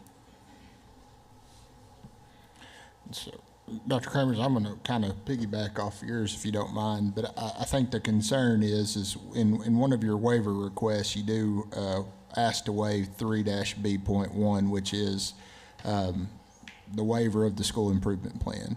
And so, you know, in hearing a lot of the conversation about these are what the issues are, what are we going to do about them, it kind of sends a message, I feel like, at least to me, and I think I'm hearing Dr. Kremers, that, you know, we have these issues, but we want a waiver from the overall planning when it takes into account all the various systems from the human resources standpoint, from the academic standpoint. This is how we are going to systematically plan to address all of our deficiencies. And so when we see that, you know, that sends a signal, I feel like, to us that, you know, we don't want to be able to plan those things. And so if you could just kind of explain the reason for that waiver and how that works in your model. Dr. Hernandez, Trip Walter, APSRC. I believe, and Ms. Hyatt can verify, the intent there was not to waive the requirements of the school improvement plan, just to keep the current waiver as to time of posting. It had nothing to do with the content, and I'll let Ms. Roberts speak more to the academic piece, but it was not in any way intended to be a diminution of any of the requirements that are there under that. So let me, Mr. Walters, while you're standing there, how does your organization support this school, Lighthouse Academy at Pine Bluff? Do you have a role with them in terms of support, or what are you offering, or how do you increase their ability to be able to address some of the deficits? They are a member of ours, and I think Ms. Roberts has spoken a couple different ways that we are involved and have provided services on the teaching and learning end. I can see if there's if there was additional responses. I think they were covered in the presentation. The teaching and learning efforts. We have all our other services available to them as well. I think my question, the deeper side of it, is if this charter is allowed to continue, what do you see as your ability to strengthen? You know, because clearly it's not painting a picture now that gives me confidence. I can't speak for the other members at this point. So what will be the difference between what's going on presently and what could possibly be an opportunity to make something that's obviously struggling? You know, I think if you look at an F, a high F is not a good F, but an F, you know, or maybe sometimes a low D. I don't know whether that could convince someone looking at the overall performance of the school in terms of an increase in performance. So what do you see? Or maybe that's not a fair question. Well, unfortunately, I don't know if I can give a complete response to that question. I would just say, again, all our continuing services, probably most especially in the areas of teaching and learning, and continue to work with them concerning their teachers and administrators. What does that mean in teaching and learning? If I can have Dr. Lisa Okay. Todd, our Director of Okay. Teaching and Learning, come forward. Good morning, Lisa Todd, Director of Education at APSRC. Lighthouse does have support from our ABC coaches. They go in weekly to help with different areas of deficiencies. They provide professional development. We have coaches that I think she mentioned Ashley McDonald, who has a math background, who has been going in, helping teachers with math strategies and those kind of things. We also have a literacy specialist that goes in to help provide support for the teachers. So yes, they have had an increase in support starting this school year. So we are certainly hoping that it is our expectation that it will show some benefit at the end of the year for ACT Aspire. Thank you. Okay. Good morning, everyone. My name is Sarah Gallagher. I'm the Chief Academic Officer for Lighthouse Academies. I just wanted to speak briefly to the school improvement plan. Although there may be a waiver on file, school improvement plans are just best practice, right? And so we do internally work with the schools to make sure that they have a strong operational school improvement plan. At Lighthouse Academies in Pine Bluff, that improvement plan included, over the last couple of years, increasing the quality of instruction in general education through the adoption of the curricula that you saw mentioned. Those who do research on education know that when you do a shift to a new curriculum model, it takes some time for teachers and schools to get very comfortable with that. Those changes occurred approximately 3 years ago. The literature will tell you that it typically takes about 5 years for those things to take real root and to make significant impact. So we are on the road there. You've seen that some of the reading scores are starting to increase. You all also mentioned that as a network, we have other schools that have quickly changed the direction, the needle on our school improvement grades. Those schools got a little bit of a jump start on the implementation of those curricula, and so they are enjoying some of those benefits now.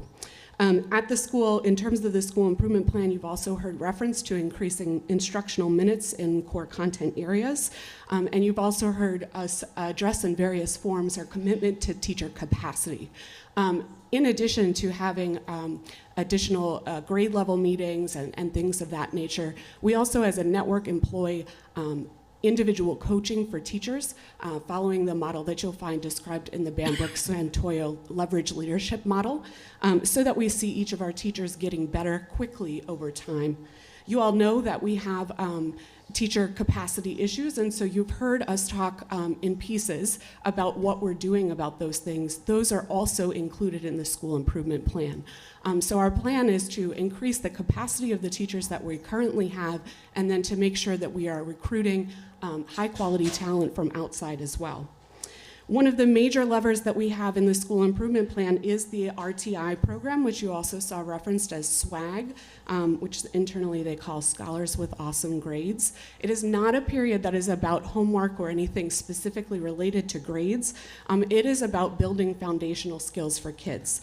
So you heard them talk about 8th grade students who may be working on CVCs and things like that. That is because at the beginning of this school year, the school improvement plan dictated that we really dig into phonics as a whole school initiative. That is a big piece at play for us in the RTI program. Additionally, for mathematics, we're going back to basics there as well, focusing on fluency and making sure kids understand the basic math facts in the concept of conceptual knowledge as well. That is what is happening in the RTI programming for math. Part of the school improvement plan also includes working on scholar retention. As you all heard, there are many mobile families in the community of Pine Bluff. So we are thinking on a larger level about how to make sure that our kids are staying with us over time and removing any sort of barriers to that for our kids.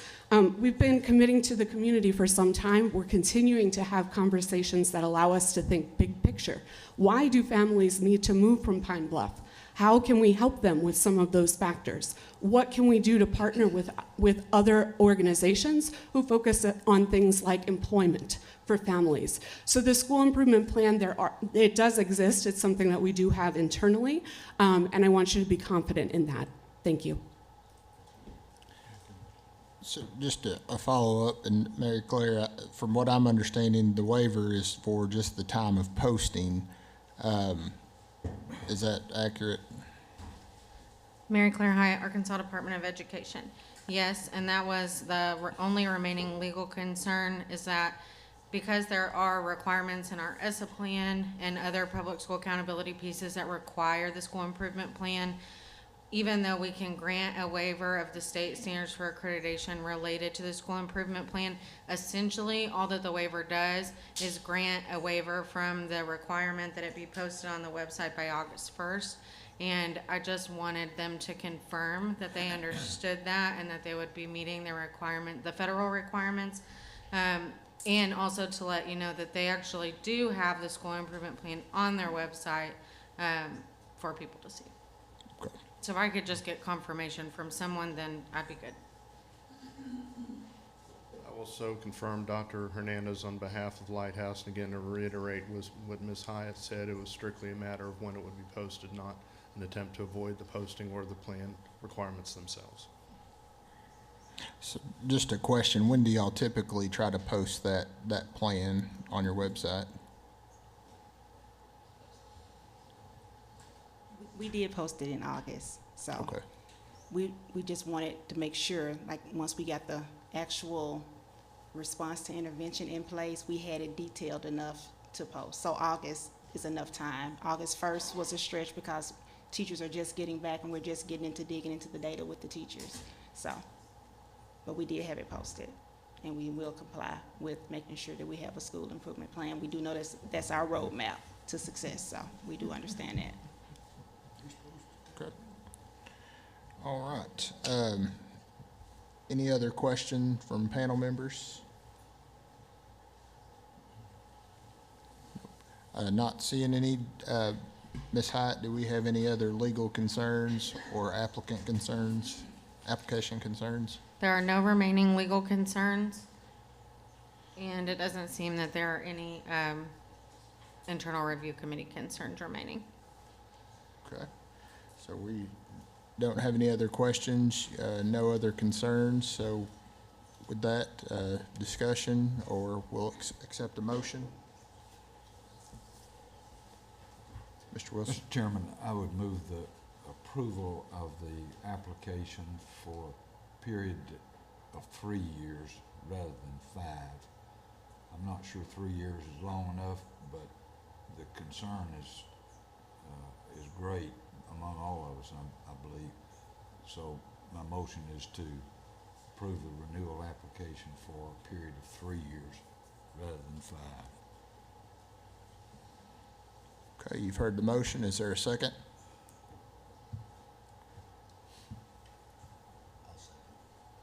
Okay, we have a motion and a second. All those in favor of the, or actually, any discussion before we take a vote? Yes, you know, we might need to do a roll call vote on this one. Okay. Okay. You get any comments? I have concerns about the schools also, but during the testimony, they said that they were able to take one that was an F school in Gary, Indiana, and have it to a C school in 3 years. So being that a charter school can be called back before the charter panel at any time, if within that 3-year time period we're not seeing any improvement and it's staying the F school and it's not tracking, I feel confident that we could call them back in at that time.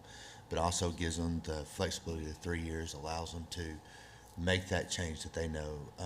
I know previously from when I was on the charter panel before, any time less than that, it hurts with the recruitment of students there. So I just wanted you to know where I was coming from, that I share your concerns with how the school is trending, but there was testimony they did it in 3 years, so I'm willing to at least peek in every now and then and make sure it's going on, but give them that 3 years.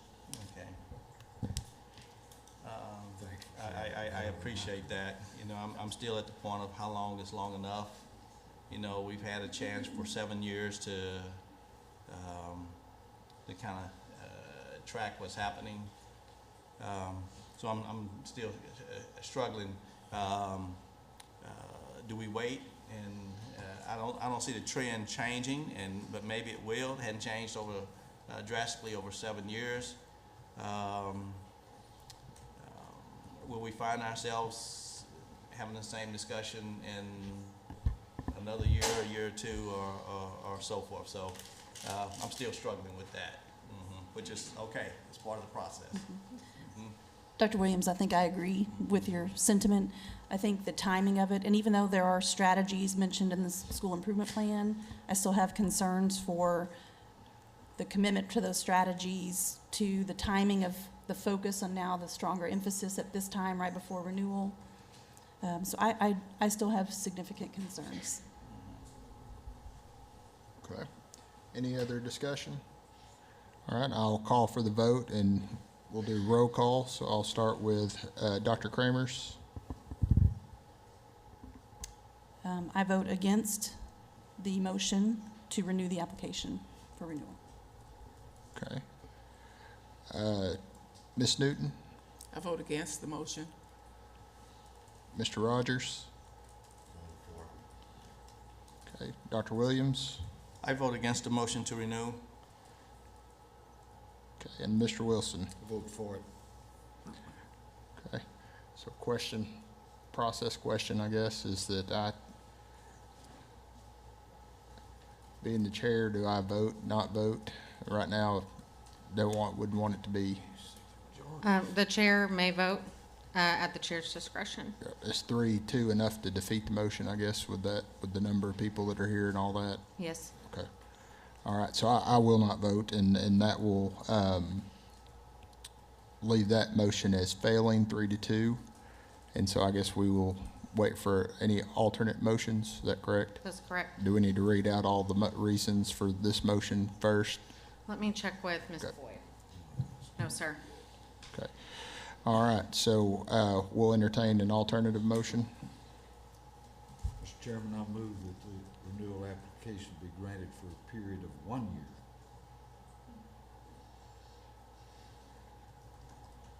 So we heard the motion for a renewal of 1 year. Do we have any seconds on that?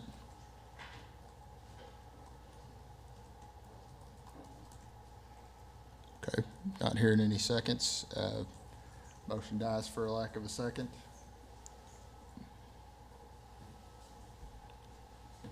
We messing up here? Tell me. No, you're Okay. doing fantastic.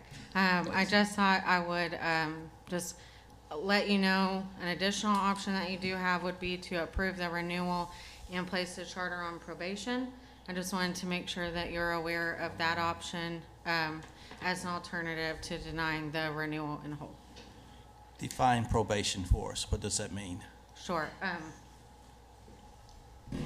Alexandra Boyd, Public School Accountability. The terms of the probation would be whatever you said. There's not a clear, detailed outline of what probation means in the law or the rules. One consequence would be that once the charter goes on probation, they'll no longer be eligible for facility funding.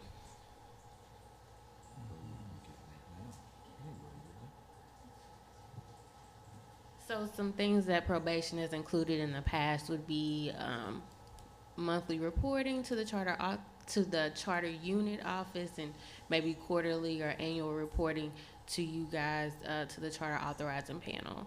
But there could be other stipulations and probations, but usually when a charter goes on probation, there is some kind of reporting aspect that goes along with it.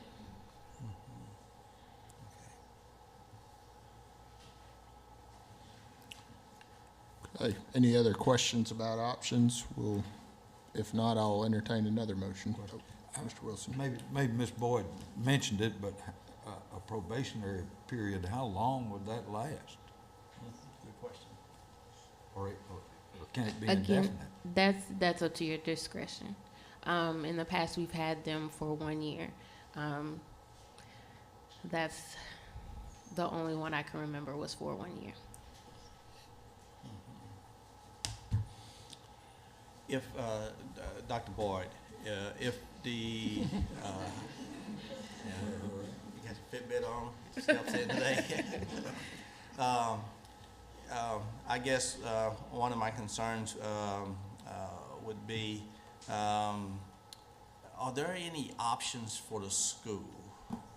You know, if we don't renew, are there any other options? Can they change the charter management company or something? I'm just looking, you know, we got a school, we're looking at not renewing it. That's, I should say we. I'm looking at voting not to renew. Right.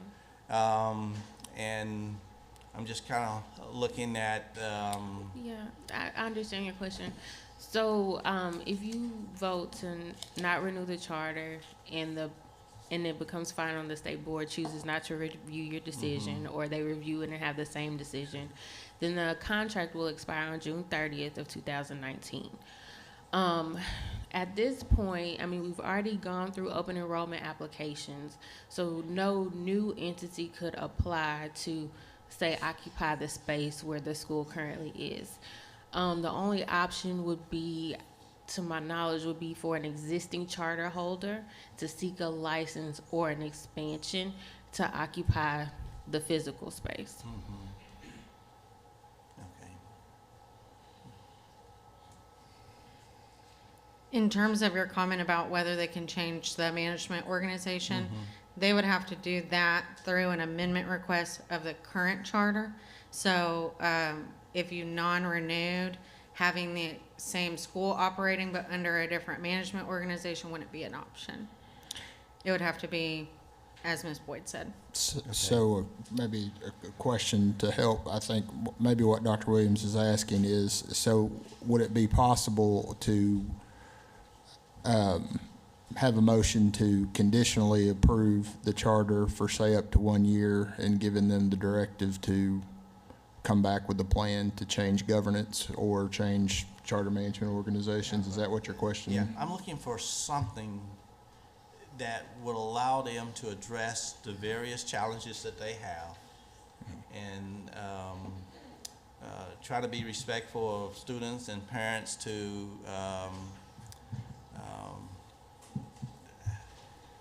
that they would, you know, the school would still be there.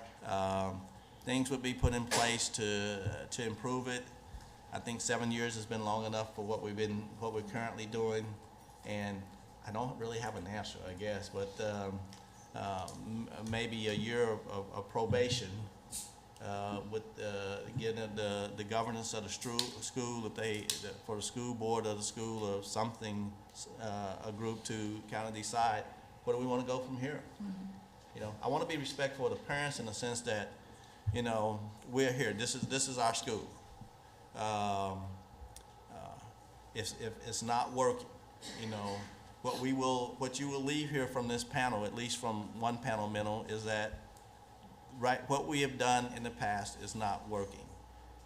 Can you come up with a plan to come back and go from there? Within a year. So I believe that you could do a renewal for 1 year under probation.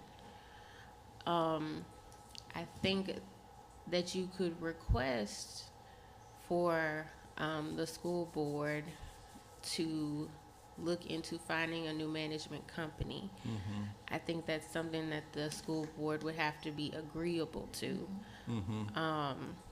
So potentially I could see it as an approval for 1 year with a request for the school board to look into finding new management and reporting back to you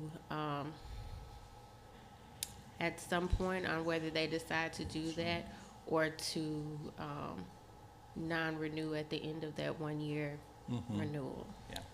I'm a little bit kind of on the other side. I think it's a little far-reaching. Okay. I think we could look at, from my standpoint, look at the probation and look at how we would view another application. Okay. Certainly, that would be something that would be a little bit, if you come back the next year and you're still in the same shape with the same company, we'd say, well, you know, you had an opportunity to evaluate that. And their board is, you know, independently operating, will decide whether or not they want to make the changes. But I think we should certainly look at putting some things, some expectations in place as it relates to academic, increasing the scores, reducing the number of absenteeism and those things that factor into, but whether or not they, you know, change management companies, like I say, I think personally it's a little far-reaching for me to say you shop at one store as opposed to another store, and when the results might be the same. So I think it's an overall decision for their board to make contingent upon the, if I made a motion, it would be for probation for a year. Contingent upon us being in this situation, what do we need to do, and as parents in the community, to make that decision, as opposed to us imposing that on them. That makes sense. You know, we wouldn't tell them what management company to or even go. to change. Yeah. Well, you know. Well, I tell you what I'm struggling with on that part. I think 7 years with the one we have now. I think you're absolutely right, but at the same time, I'm it may saying- be some tweaks. You know, I just think that's overreaching in terms of control in a sense. That's a good and point. I'd be a little bit uncomfortable with that because, you know, that may just say we'll do this or nothing. And so. Okay, that's a good point. I respect that. I would, if I may, before any motions take place, just want to make this one comment about probation in general, and just kind of just something for us to consider, and definitely in the future, is that, you know, when we're doing these charters and approving and renewing, is that when we have one, the purpose is to improve upon what's going on. Yes. And so every time that we put one of these charters on probation, you know, that takes definitely more emphasis that we're having to utilize resources, which isn't a problem. We always have resources, but is that the purpose of this, is to always limp these things along in such a way that... I don't think it is. I think, and ultimately our authority is to make our decisions, and then it goes to the State Board of Education members to make the final decision. So at the time, you know, at the same time, I don't think we do it to help a handicapped situation continue, but then realizing too the ramifications of ending something, and what happens then. Is it more negative to do that than to maybe give another lens to look at it through? So I look at, you know, where the damage is more on one end or the other, because you know, we could have a board to say, well, we didn't realize, you know, and if we'd had an option, we would have done things differently. And so to upset 270 students when there's possibly another way, That's my opinion about that. Understand. Okay. Okay. All right. I continue to have concerns. I think the probation option is only going to perpetuate what the issue is. It's been 7 years of lack of improvement. So even though things are being put in place, I still have significant concerns. So I think we're going to be sitting back in the same place a year from now, making the decision that we probably could make today. All right. Unless there's any other discussion, we need a motion. I move that we deny the request for renewal. Second. Okay, we have a motion and a second to deny the renewal of the application. Any discussion? All right, we'll take a vote. Do we need to roll call, or we? Probably so. Okay, we'll go ahead and roll call this vote again. I have a question. So deny the renewal, so it means the charter would end June 30th, right? Okay. All right, so we have, we'll start out, Dr. Kramers. I vote for the motion to deny approval, renewal and approval. Okay, Ms. Newton. I vote for the motion to deny. Okay, Mr. Rogers. Against. Okay. Dr. Williams I vote for the motion to deny. and Mr. Wilson. Against? Okay, we have 3 voting 4 to 2, so motion passes to deny the renewal. We do have a request from a board member of the applicant to make a statement if the board would allow it, the panel would allow it. And is that's an allowable thing at this? As the chair, you have the flexibility to allow them to speak. If the statement were to change, you could always take another vote if you wanted to. So what would the procedure look like? So we voted and it's done, so what would we have to do to? Vote to rescind your previous action and then make a new motion and vote again. Okay. So is that, do we have to take any vote to allow the public comment, or? No. Okay, so panel members, are we agreeable to that? I don't have a problem. Okay. We'll hear the public comment.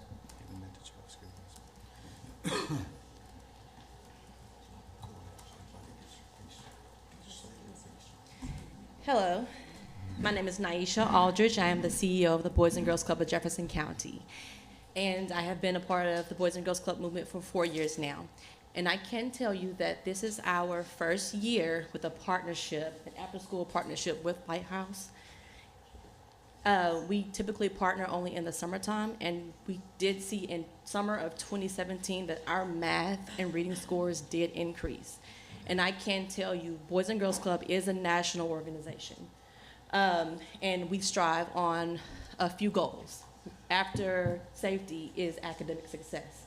So every day after school, students are coming over to our site, and we are focusing on math and literacy skills. So we are working closely with Lighthouse School to increase these numbers. We do have one site that is for Lighthouse students only, and we set goals ourselves. I work with all school districts in Pine Bluff, and I have the same challenges with every school in Pine Bluff. I have issues hiring people who are already qualified to make these changes. So what I'm saying to you is, if you would allow it, let us assist Lighthouse. Let us work together to make these changes. We have done it before during a short period of time during the summer. Now that we are focused with after school and summertime, that's year round, I guarantee you, you will see some changes in growth. Thank you. Thank you. I do believe that we have another person that is wishing to make a public comment. I misspoke earlier. I was under the impression that the person that was going to speak was a member of the applicant organization. If you want to hear additional public comments from people, I would ask that you vote to do that, and it would be limited to 3 minutes unless you allow additional time. Okay, so do we have a motion to hear additional comments, or do we want to move on? Well, Mr. Chairman, I move that we hear any additional comments people want to make. They have a right to be heard, and even though I can't stay for all of it, at least we can let them say their piece. Okay, we have a motion to hear public comment. Is there a second?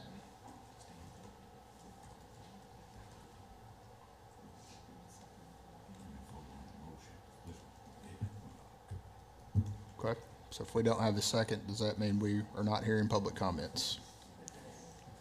That's correct. All right, so we will move on. Do we need to read our list of reasons, all that stuff? Okay, Yes, good. please. All right, so if we would, Dr. Kramers, I voted for the motion to deny approval for renewal.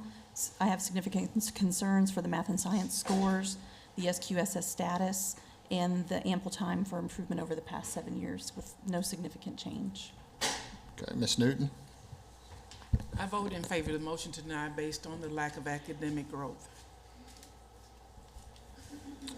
okay, Mr. Rogers, I voted against the motion. I think that overall in Jefferson County, you're seeing struggles all over. This is not unique to just Lighthouse, and would have liked to put them on notice to have 3 years to show the improvement that they've shown in other school districts that are the same opportunity. okay, Dr. Williams, I voted for the motion to deny the renewal, given that the charter school has been operating for 7 years and has an F grade. Also, I have concerns for the math and reading scores. okay, and Mr. Wilson. I voted against the motion.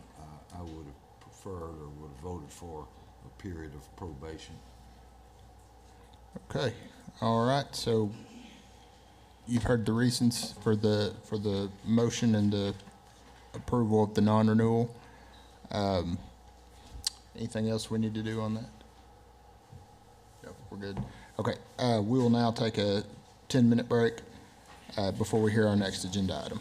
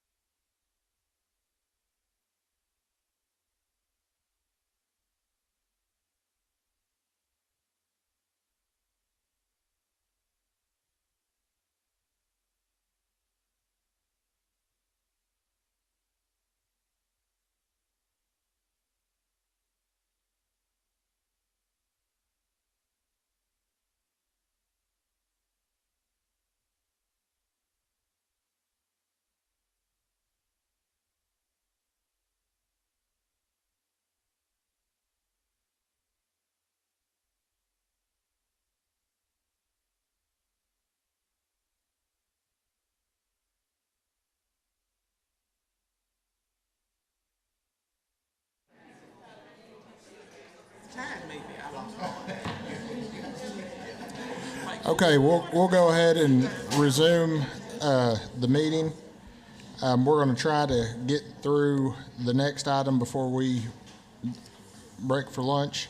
So the next item on the agenda that I see is a request for renewal on SAI Tech. Mr. Ballard, you're recognized.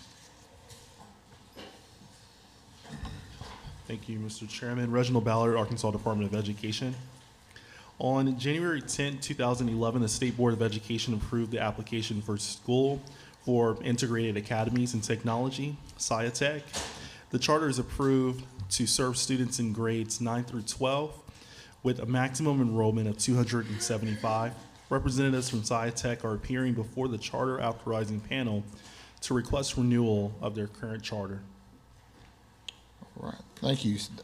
Those speaking in for the application and those speaking in oppositions, would you please stand, raise your right hand? A bunch of people. Do you affirm the testimony you're about to give will be the truth, the whole truth, and nothing but the truth? All right, you may be seated. The applicant has 20 minutes. You may begin.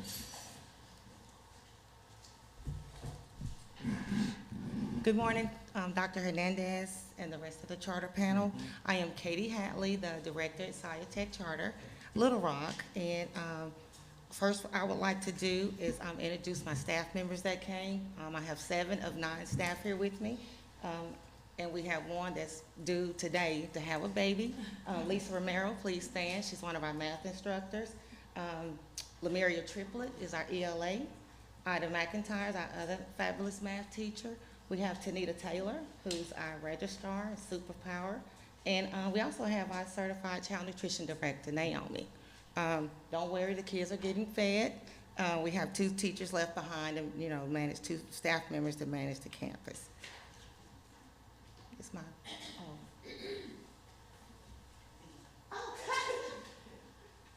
my social studies teacher is here, Dion Mitchell. Forgot one. I just want to clarify, did you say she was due today? We'll get her. Greg, you're up. We're right across from the hospital, right? So Okay. good. Yeah, they won't take her. Okay. So who are we? And then we had a staff picture. We had one staff member missing. That was Ida. And I wanted, the board to panel to know that I've just been blessed not having a problem hiring credentialed or experienced staff, and to have, someone on our staff a total combined of 71 years in education. That speaks volumes to, how we're able to manage our students. Our mission has never changed to provide a premier dropout recovery program, and focuses, their curriculum is digitally delivered, but we focus on real learning for real life. And this is our main focus. I always hear schools say they enroll everybody. We enroll everybody. All students who have been expelled or pending expulsion, our adjudicated youth, they go to DYS because of our average age of 19. They've been in adult jail. They come back, they need a diploma, we're going to enroll them.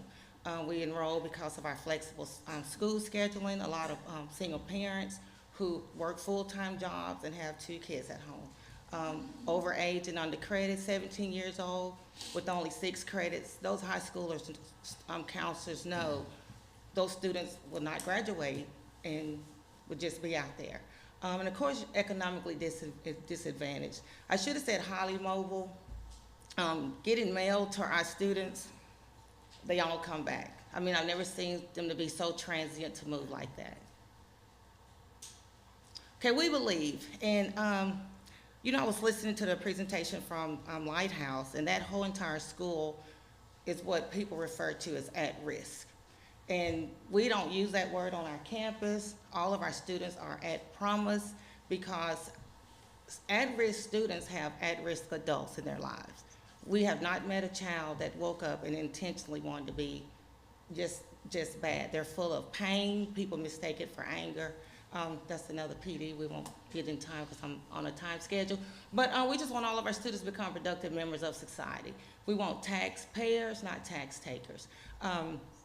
you know, staff members, my staff, we're always going to trainings and trying to see what we can do to help move these kids and help them visualize in their dreams. Everyone deserves a second chance, especially a child, regardless of age. Okay, our impact, you know, you look at this enrollment, and that's when, a year after we moved off the campus. But I put this in here so that everyone would know we students from Bauxite, BB, Benton, you know, school district that we've served. Of course, with Little Rock School District, and at one point, North Little Rock, both had a lot of children in there. The student from BB, we still have an MOU with the Little Rock Job Corps Center, and they were sending some students over. But that young man's grandfather, who was 88, drove him every day to that campus. So his child could get a diploma. You know, the next year, Bryant, Cabot, Conway, those are all driving distance. Forest City, Little Rock, North Little Rock, Pine Bluff, Pulaski County, and Sheridan. And the form changed, in case somebody wanted to know why the form looked different. The state, that's the state form right there. But once again, you know, Blytheville, just areas that we've serviced these children. Enrollment for last year, you know, High Springs. And what I say by served, they enrolled, they were in e-school, we got them a schedule, and whatever reason, they didn't stay or got in trouble. 2 years ago, we lost 7 students who were murdered, who were killed. So there's just a lot of extenuating factors. So summer credits, this is just our credit sheet broken down yearly by how many credits students have earned, who are earning the credits, and in the last 3 years, 936 credits were granted. So this is just a snapshot. We always hold our graduations in Geyser Springs United Methodist Church. It's personal, that building is beautiful. A lot of times it's standing room only, and every time I want to change it, it's just something about that area right there, because we're in the community, we're in Southwest Little Rock, right off 65th Street, and that church is off Geyser Springs. Moving a facility to graduate, we run into transportation problems for our kids. Just a couple other snapshots. So our graduates to date, we actually have 3.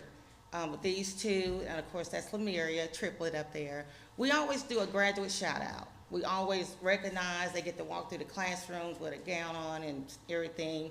And that may not mean anything to somebody, but to us, that means a lot, because we can graduate students every day because of the competency model, and it just sheds a light that they're ready to go out and do big things. So some ways we connect. Of course, I was thankful for the AMI days. The first snow day, you know, our kids, you know, at the average age, we can put a message on our Schoology homepage to tell them to get online. Teachers will be online. They posted their schedule, and they were just like, oh, I ain't getting online. And this is just our analytics, this screen that shows, you know, we start out in August, September, the engagement. Of course, it drops off right there in December. We were out a week in November, 2 in December. Pick back up. See February, they're like, okay, I can graduate now. March, a week out in spring break, and it's still high in April and May, you know, it's graduation. And then June, we offer a mini summer session, which sometimes they come and, you know, sometimes they don't. And this is just ways that students connect. It's just a screenshot from their analytics page. You know, it shows you guys that they're somewhere on a phone, a Chromebook, just on desktops, but it also shows the IP address. So we know when they're not at school and we pull this up, they're online working at home or at a library or somewhere. So our next day, I was talking about our AMI days. 20-something visits the first time, then the second time, 60-something visits, who were online all day, connecting with our teachers doing work. Another thing that is big with us, this is Tyler Harris. He's here today, a math brain. And our kids, research tells us that students learn best from their own. You know, that sometimes you can be embarrassed to ask a teacher, you know, I don't understand, I don't know, because you don't want your peers to know that you didn't understand it. And this picture was taken by Miss Mack, our math teacher, who was sitting up front while the police had to go out the door and do something. But she pulled him up front. You know, that young man on the left graduated and was in the military. Tyler's getting ready to graduate. He's here today. We're looking forward to completing him. So some other things we do is focus on life skills. I wasn't aware of Ambetter Insurance until she came to the school. Spoke with my students who were 18 or 19 or 21, and ended up enrolling 13 kids with insurance. And so, and our nurse is fabulous. She always brings all these people in and provide things that help them, you know, life skills, soft skills, things that are needed. Next program is Stamp Out Smoking. Came and spoke to the students on, you know, the smoking in your lungs and all this, and they entered about 6 of our students into a contest. They were able to do a video, a poster, and I was impressed because these kids are talented. All kids have some raw talent. And we were kind of upset that they didn't win a place. And of course, we were just like, but you did it. You know, you did it. This HIV and AIDS presentation, these are just some example of the health-related services. We have an expectant mothers group who meet twice monthly on our campus with our students because we have so many mothers. Human trafficking and cyber safety. Well, 2 years ago, I didn't think human trafficking was that important till we had 2 female students get caught up in the human trafficking. So IDEAS has an excellent PD on human trafficking because we just missed all the warning signs. I did, my staff did. So they came to educate the students and the staff on this. On the opioids and the narcotics, of course, that's just not just affecting kids, that's affecting everyone. And the hidden sources of sugar. And when the lady from the Department of Health, I think it was Ms. Dietrich, showed that, I was sitting in the back going, I eat all that. I eat that, you know, I eat that. So it made me realize that I have to kind of change my eating habits because that wasn't healthy. So on this screen, that's a Walgreens manager who came on campus to, you know, talk to students about interviewing. He actually ended up hiring about 3 of our students. He talked to them about skills needed to make yourself employable, employability skills. Just real hands-on and letting students see, you know, what it takes to be successful. My staff is great with mock interviews. Ms. Triplett is always in the English room helping them update resumes and college applications, job applications, quizzing them on a job, and trying to just get their social skills up to where they can understand and be able to relate. I put this picture in here. Santa Larry is so funny when I say, Santa Larry is coming to the school. So when I'm telling some 19 and 20-year-olds, they were just like, really, Miss T? And I said, no, he's an entrepreneur. You guys want to, we were always talking about dream. And I said, you need to see this. So they didn't think it was so cool until he started showing his presentation and all these clips and giving away free stuff. And they was like, that man is rich. And I said, well, he was an Army officer who retired as a captain or major, I don't remember, and worked for the state in Texas and retired from there. And he said one day, he said, I'm gonna be a Santa Claus. And even when he told me, I was like, what? And I didn't know there was an actual school that you have to go to, and I think it was for 3 months or 4 months, and I just couldn't believe it. He's still in touch with students. He's not been able to come back because this is his busy season, but he'll come back in the spring, sign autographs, take pictures. But anyway, so voter education, this was key for us too. We had a speaker to come and speak on that. And especially just talk to our 18 to 21-year-olds and the significance and importance of voting and letting your voice be heard. They were able to log on, get online, and print a live ballot. And, you know, and just ask questions, amendment questions. And that was a wonderful, and my social studies teacher, Ms. Mitchell, set that up. And of course, these are 2 of my older students who, when I said, let me get a picture of Ms. Mitchell and the speaker, and they were like, well, we're 19. I said, well, you can get in the picture too. So the next slide is on student voice. This student wrote Representative French Hill regarding some questions and some insurance questions. And I was shocked that he responded right back, because I'm thinking he's busy, that man is not gonna write that. But he did. And so after that, we ended up getting a couple more to different people who submitted letters and they wrote back. And these are just other ways that we connect. Radio interviews. Ms. Triplett and Ms. Mack was on air, they were live. And this brought in a lot of publicity to the school. We got a lot of enrollment. You know, we ended up getting, I said a lot, but 15 students is a lot to me. We enroll students who've graduated from Youth Challenge Program at Camp Robinson. Of course, I'm out there speaking, go out there twice a year, and I'm thankful for that relationship. Right here, I was at Hall High School on a recruitment event. One of the counselors set this up for all military, dropout recovery. I know I was there, the Job Corps Center, and I was thankful for that. And at the Age of Agility Conference, I was able to speak with Superintendent Poore, and just kind of told him that we need to get together in the spring and just have some conversations with collaboration. He was always focusing on attendance. We focus on attendance, but also we feel that we can graduate these kids. This next picture, 2 years ago, we incorporated yoga therapy. In our school, one of my former teachers got a grant through Blue Cross and U that funded this. And the teachers that came over fell in love with our students and just cut the price. And we haven't started it back yet, but for them to still come into the school. We were trying to find out ways to decrease some student referrals, because some of them, they would become combative, they wasn't listening to us. And so once we did this, and they had to sign a little release, and we incorporated yoga therapy, at first boys were just kind of standing around. So I said, okay, I'll just have a session for all boys. And after then, it was more boys in the program, and I think like 3 girls. It wasn't that, yeah, boys just like took over all the yoga mats. So we had to order some more. But our discipline referrals went away. They were able to think and, what will I do in this situation? And this last slide, we always doing quality professional development. And this is just another way that we try to stay connected with the state. We invite, people in to come in and see what we're doing, because just looking at it and looking at our scores, from the very time that we open, I've always said that we're an anomaly. We don't focus on test scores, because my average age tester is 19. So if they were not successful at 15, why am I testing them at 19? Because the state said I have to. And what they'll do is they just don't show up. And the man in that picture middle, Dr. Jesse Jackson, we believe in his PD and trainings, how to address negative classroom behaviors.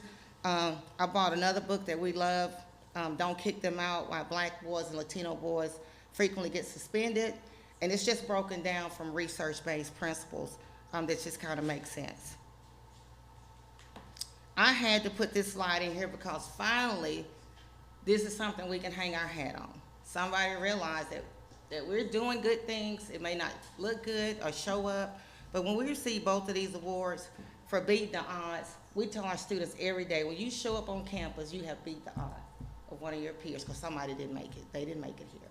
And to have the best gross math scores in the state, that was just awesome.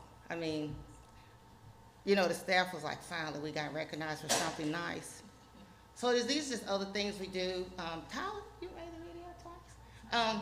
Christmas program, putting a tree together. Miss Lee, our administrative assistant, they had the ugly sweaters on that day. And the students at the bottom all received monetary donations.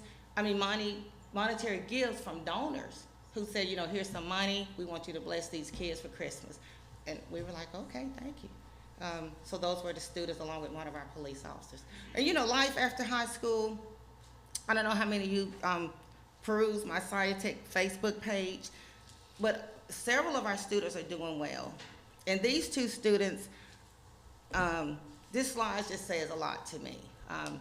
And I don't want to get into it too deep, but when somebody's told you that you're never going to be anything and you can't, and you want to amount to anything and you'll just be locked up like your friends, yeah, this is what this slide means to me. They proved them wrong. One graduated from us, went to truck driving school in Texas. He drives cross country. Of course, my Air Force guy, he was just on campus last week. He came back after graduating basics training. Now he's in Japan. But, and that's on my Facebook. But many of our students are, CNA, military. We have a young lady who's a sheriff deputy. We have 2 students who are going into the LRPD Police Academy in the spring, students at college. And we also have a student who works for the Arkansas Department of Education.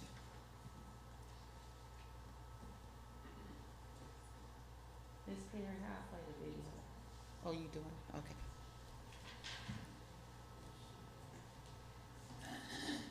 And we'll watch the video and I'll come back up and finish.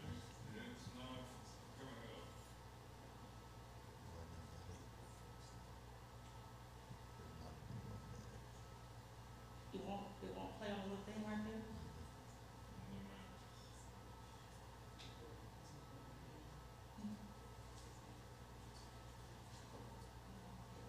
Can you email it to somebody and I'll finish out?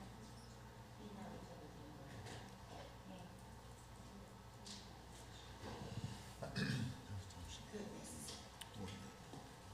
So are we trying to, how much time I got, Dr. Hernandez?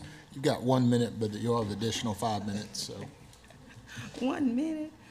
Okay, well, in the video showed students and graduates and current students and older students, and it's just kind of tells why they're there and the benefits of the school. And one thing I want to end with is, all of our love tanks. Most high schools and stuff like that, they're cut off. I hear sound, we don't see picture.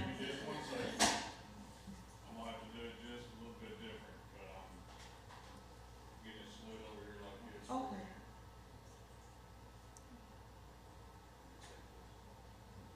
Next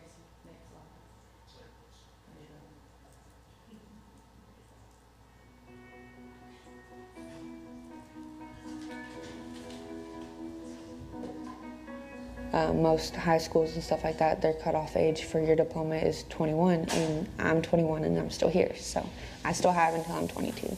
I was down 0 credits at the beginning of last January. Now I have 16. If that isn't enough proof that, it works. Back then, my dad and them, they didn't have the opportunity. They had to stop, and help out at home. So this is a new generation, and I want graduates coming out of my home. So I just really jumped on that opportunity because I was really disappointed in myself that I thought that I was too late to still get my diploma, and so if you still want to do that for yourself, then it's a good place to go. Yeah, the teachers, they just take that extra step to help you. They go out their way to help you. They see you over there struggling or something like that. They'll come over there and chit-chat with you to help you out. And it's with every student, not just one specific student or things like that. They go out their way to help everybody. So having the self-paced and 9 times out of 10 that one-on-one help, it just really helps you push through. We move at our own pace, so I can take 4 hours here to do math, 4 hours here to do English, and that's an 8-hour day, but then I still have 3-4 extra hours. In those last 3-4 extra hours, I can work on electives, so I have enough time in the day to where I can space out and work on what I need. But here, everyone has a chance, everyone's kind of equal and working towards a goal, and here you have a shot at that at whatever pace it takes. If it takes you a year, if it takes you 2 years, if you're already 18, you have a shot to make something, and that's not something I think exists anywhere else. If we're talking about my friends, they know how I was. I wasn't going to class. It's something about the school to where I actually come to school every day and and when I left, feel like I've learned something.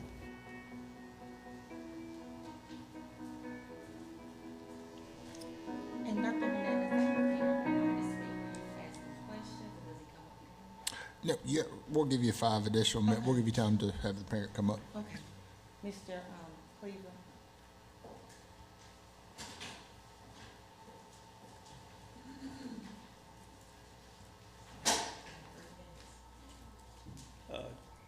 So I guess good afternoon, board members. My name is Matt Cleveland. My son attends SciTech.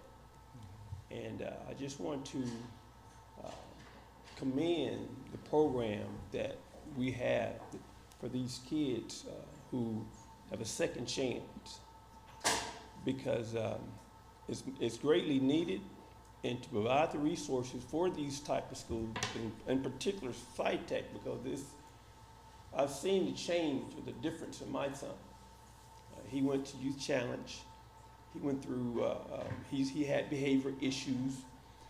The traditional school setup was not beneficial for him or the environment. And SciTech, these charter schools help provide that, especially for the minorities. I have to commend the staffing because these ladies are the people that work in these schools. Until you guys have worked in those schools, in those communities, having to deal with kids like my son once was. Okay, he was not able to function. He could not be, he was not, the system in place in traditional schools could not meet the needs that he had, but SciTech has provided that for him. And he's now able to go on to get a diploma, go to the military, even though he may have been lately developed, but he had an opportunity to continue to develop. And to close doors like that with schools that are with lack of resources in these communities where grown people don't want to move to, man, it's a tragedy. It's a real tragedy. I understand that this is a new program, even though it's only 10 years old. I mean, I know it took you a little longer. It took you more than 7 years to get your PhD. And lifetime is a learning process. You know, we learn throughout our life. And guess what? These kids who we're turning our backs on, these outsourced schools, these charter schools, when y'all close those doors, my son wasn't going to have a second chance. But like Hillary said, I know there may not have been any Hillary fans in here, it takes a village. And it starts not just looking at those numbers from, 7 years ago. It takes 3 years to even get a program processed, to even look at the right data and not fund them or give them a second chance. It's a tragedy. You guys have not been there. You haven't lived there. I don't know if you have not. I might be pre-speaking. Okay, all right, I'm about to sit down. But I appreciate this opportunity because we need it. Thank you. Thank you, Mr. Cleveland.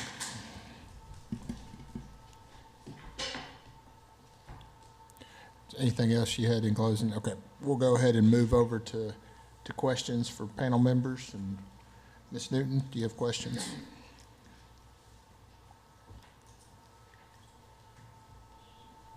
Was that a no questions? Ms. Newton? Oh, did you have questions? You might have said no. No, and I missed you. I Okay. said no. I'm sorry. Mr. Rogers? I don't have any questions. I do want to say that I did visit the school. And when I got there, Katie told me that I was the first charter panel or state board member that's ever visited her school. And I thought that was just telling right there. But it is unique. Just if you sit and you listen to Katie to some of the challenges that her school has to do, I'm not going to put her on. I took some notes when we were there, and because when you talk about AMI days to her school means something completely different to a traditional public school. I don't know if she wants to share any of those stories about. You can.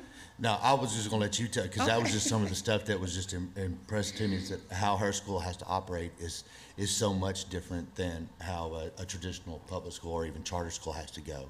And I'll just let her explain her AMI days and the app thing that you have too. I just thought that was something that was really cool also. Yes, sir, and thank you. I want to publicly thank you again for coming.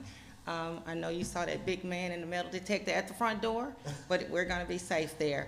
One AMI day was used when a young man was shot by police in North Little Rock, and he had a lot of relatives on our campus. And there was some hostility between two groups of people. Can't remember all the details, but the staff and I decided, hey, let's just work from home, kind of let things cool down. We have ways to connect and get online and, and get them engaged. And that was actually the second day. The first day was a snow day that we use the AMI day. So, that's why I'm thankful for AMI days. There have been days we've had to close early because there's been a shooting on 65th Street. And of course the school's right off 65th. And that's, our students were involved in that, 2 rival students. But when they're on campus, I'm just amazed because they don't disrespect the building. I've said before that, we've been open 7 years, 5 years in a location right there on the corner. And they'll fight at night, shoot each other, and come to school. And I'm just blown away. We've not, I keep saying 6 fights, but they said a skirmish doesn't count. So, and that's in 7 years, you know, and I appreciate that. And it's maybe because they look at us as mother figures. We finally have one male again, but they just protect us, you know. And I told Mr. Rogers about an shooting at Park Plaza. It was a shooting and an incident happened, and the kids were asking for my keys, and of course thinking, I'm not giving you my keys, but they went and got my vehicle and told me to go that way because a large fight had broken out. But there are a lot of different challenges, I mean, totally different from a traditional school. And when our kids see us out there, they're going to protect mode. You know, they would tell us, you need to go ahead and leave, or don't come over there. Or, you know, they will say, you know, somebody got shot. You know, and the last year, or this year in May, when we lost those 2 females who were seniors, you know, that was tough. But that year that we lost 7 students, you have to come back and fill up your love tank. And you just have to love what you do. And I think that's why a lot of people say that's God's work that we do. It's dangerous, very dangerous. I'm not going to downplay the danger of that. But, I mean, we've had to leave school early because of different things. But when the police say, y'all go ahead and leave. And we're like locked up, you know, call the charter office in case somebody calls and say, you know, they closed the school. But there's usually a reason, a very serious reason. Dr. Williams? Yes, I want to call you Ms. Hatley. Is it still Ms. Hatley? It went back to Hatley. It went back to Hatley, okay. I'll always be a Hatley. And you're from Burn, right? Right. Okay, From sorry the to hear farm. about your dad. Mm-hmm. Yeah, thank you, thank you. Yeah, when I was in elementary school at Girton, he was my bus driver. Yes, he was. Yeah. And your brother. Yeah, absolutely. Tell me a little bit about some of your graduates. You know, how are they doing? You know, the work you are doing, you're creating opportunity for kids, but there's no one else is doing this. But can you talk to me a little bit about when they graduate, you know, where are they going? I saw the young man, the Air Force, and the other man, but just kind of a general overview of your graduates. Are they going on to stay out of trouble, be good citizens, and jobs and so forth? Yeah. Excellent question. Well, you know, we use the waiver, ACT waiver. So we ACT test all our kids. You know, if they say, I want to go to college, well, you're taking ACT, we need to see what you can do. And so we have several students in colleges, Henderson State, which, you know, is my alma mater, Pulaski Tech, UCA. We had a young student who graduated early. She was 16 when she came to us, but graduated at 17, got accepted to UCA. She couldn't get off from work today. But a lot of our kids joined the military.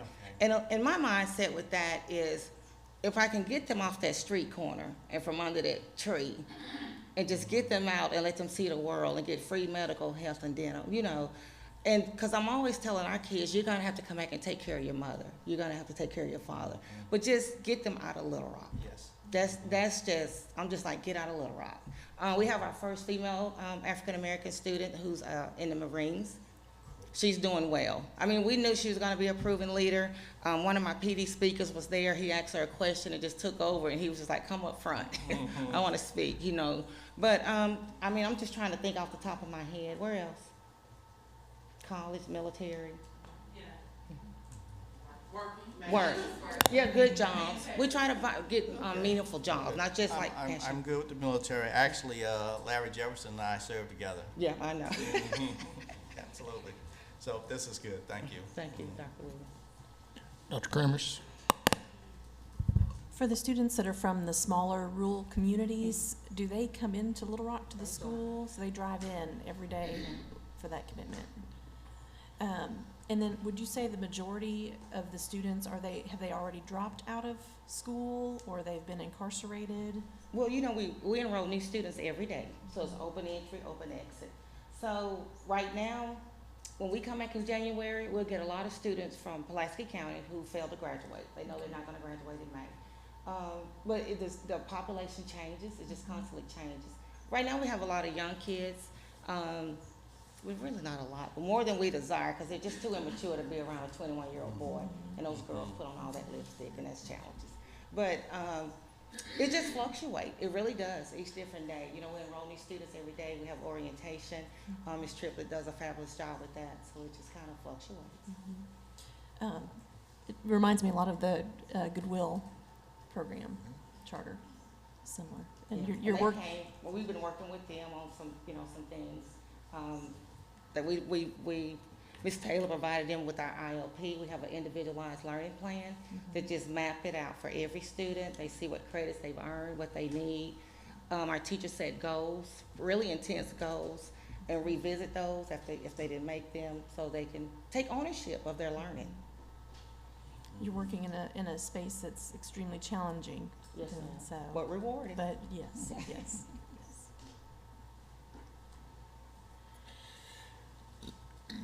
So my questions, I guess, are a little bit around the goals, and just wonder, you know, you guys have set goals in the past, you set goals now, and I wonder about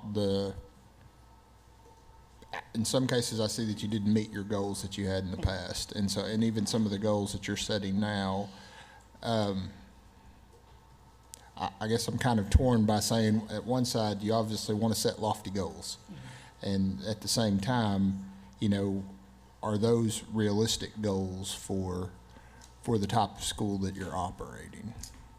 I knew that was gonna be a question. So the goals were already set. The charter was approved before I was hired. So the management company set the first goals, and I had to live or actually die by those goals. So now moving forward, the current goals, we feel like they're attainable, and that's something that we can meet. That's why we said partially met or, you know, minimally, because of the wording of the old goals. You know, those were set, I came on board in July 2011, so the charter was already in existence. I never modified those goals.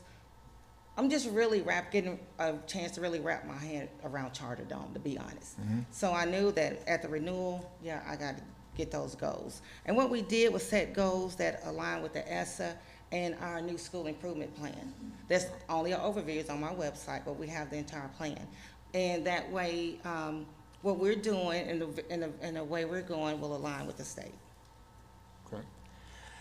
And my second question goes back to kind of the ESSA part. And so when I, you know, look at specifically SQSS and see that it's a 1.21, and then I look a little bit further into that to the attendance part, and I see a 0.6. And this isn't maybe a question for Ms. Kaufman, because we need to get her up here during charter panel. But you know, given the type of school that you're running and the way that attendance may be captured, I wonder how, if it's legitimately a 0.6 student engagement score, or if there's some process or the way that you're capturing that information and it may not be translated over. Because I'd assume you have kids that are attending maybe off-site or not, or is it just the majority of your kids are chronically absent, and then that is what it is? So I guess. Well, one of the things with that score is we don't have any ninth graders that start with us. We've not had any since 2013. So when you're looking at cohort, that's why our graduates didn't reflect, because if they're over 20 and 21, those are graduates the school didn't get credit from, I don't get. So we've graduated almost 300 kids, and I think we've gotten credit for, I mean, it was a minimal number because we tracked that. It's just the way it's set up. So even with that, none of the ESSA, when I was in the training in the summer, and I said, well, those 4 indicators don't even apply to me. And Yeah, that's it's kind of just hard. It's tough, and I know it's federal regulation, Right. but it's just really hard. So that would always look bad. Okay. Ms. Kaufman, any comment on that? It sticks out to me as kind of the numbers and knowing the type of school. And if the answer is it just is what it is, that's fine. So the numbers are what they are, first of all, but in looking at any school that is outside of what we consider the traditional models, that's something that we internally have been looking at is, does there need to be an alternative accountability plan? A couple of states did get an alternative plan approved. They're having problems implementing it. So we are watching that carefully. I believe that Dr. Boyd has met with Ms. Hatley and others, and will continue to do that, have that conversation about the possibility of applying for an alternative accountability plan. Right now, we do offer alternative accountability at the state level.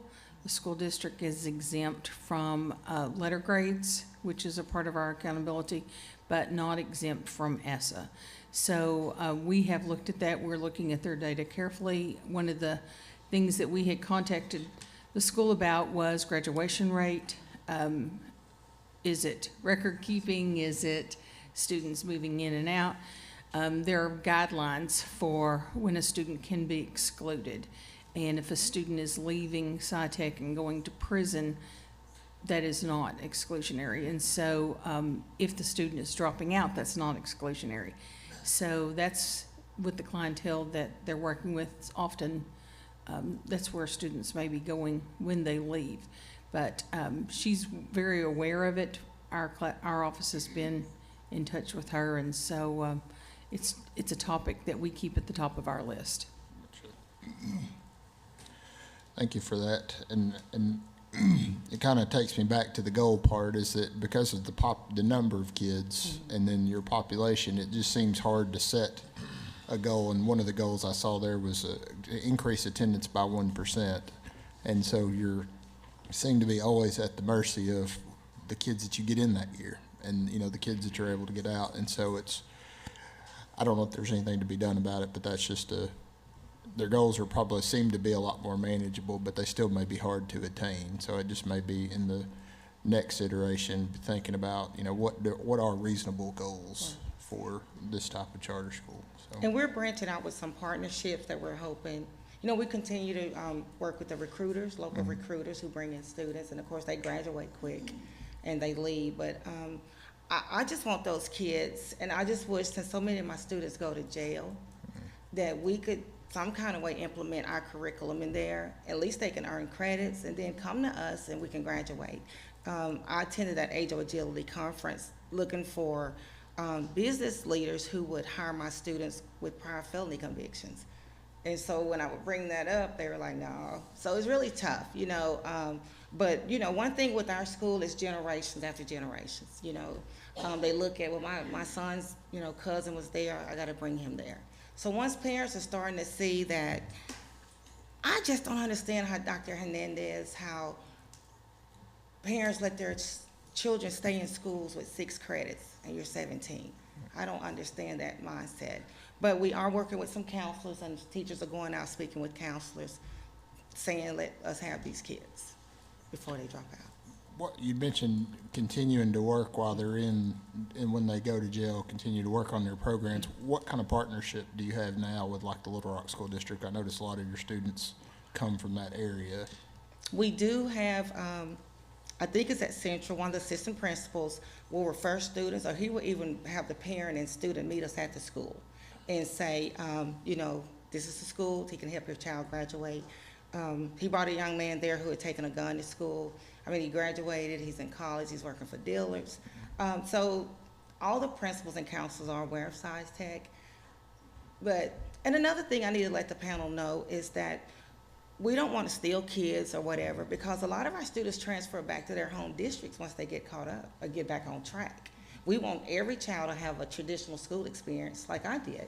But if it's not working, then you need a smaller setting. You need someone who can put their hands on you every day, you know, give you individualized instruction. So, you know, I just want to make this panel aware of that. You know, it's just so many And the main reason I ask, I don't know if it's completed or in the process, is that Little Rock becoming responsible for the juvenile educational program.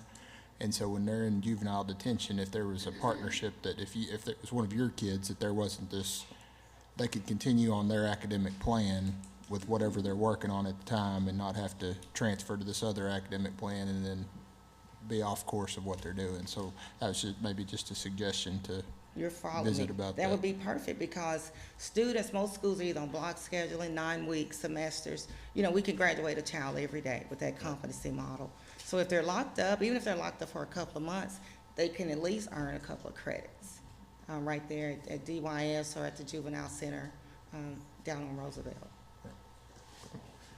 Any other questions by panel members? Okay.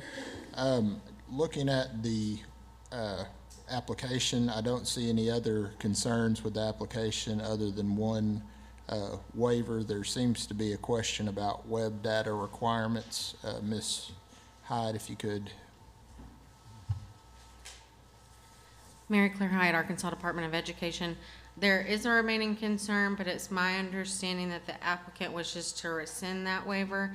And if that's true, then we're all good. If not, we'll just need to have a little bit of conversation about it. Make sure say it to the mic. That is correct, sorry. So you're rescinding that waiver for web data requirements? Okay.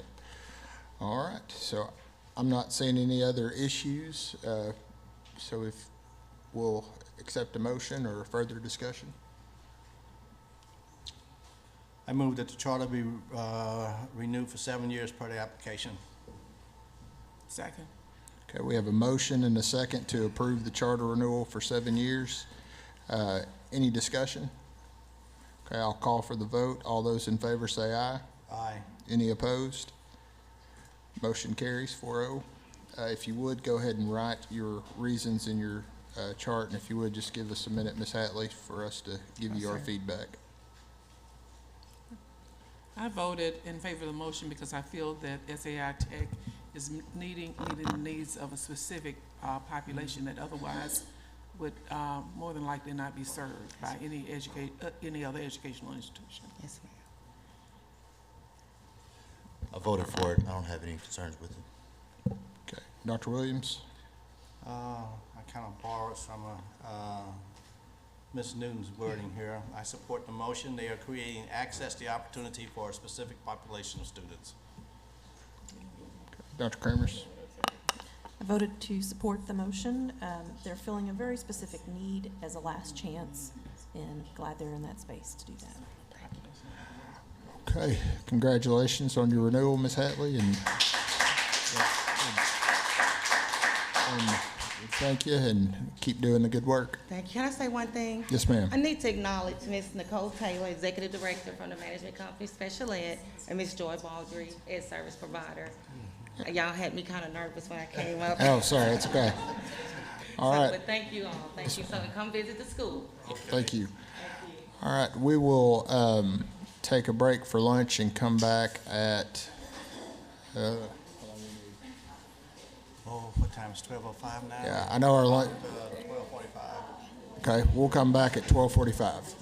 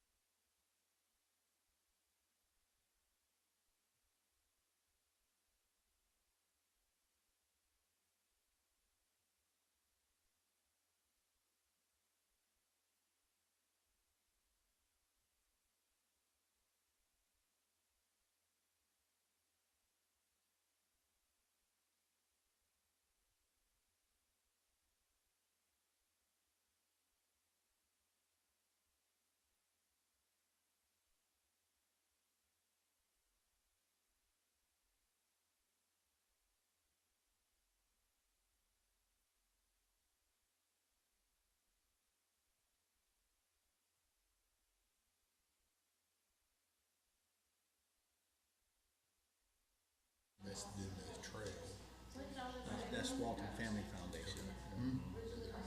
You know, we just did a grant at U of A for around research. That was from the Walton Family Charitable Support Foundation.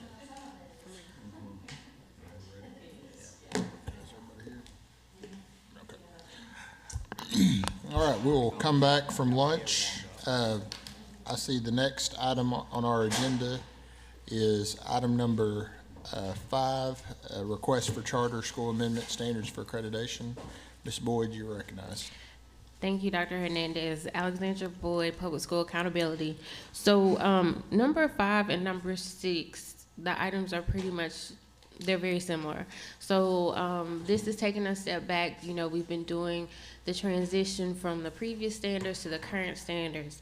And number 5 is really just clean up from that. So we've been going through the standards for accreditation, running the system, talking with districts, and we noticed that there were some things that we left out and some things that we mapped over incorrectly. So that's what's on your agenda for number 5. And then for number 6, it's the class size and teaching load rules.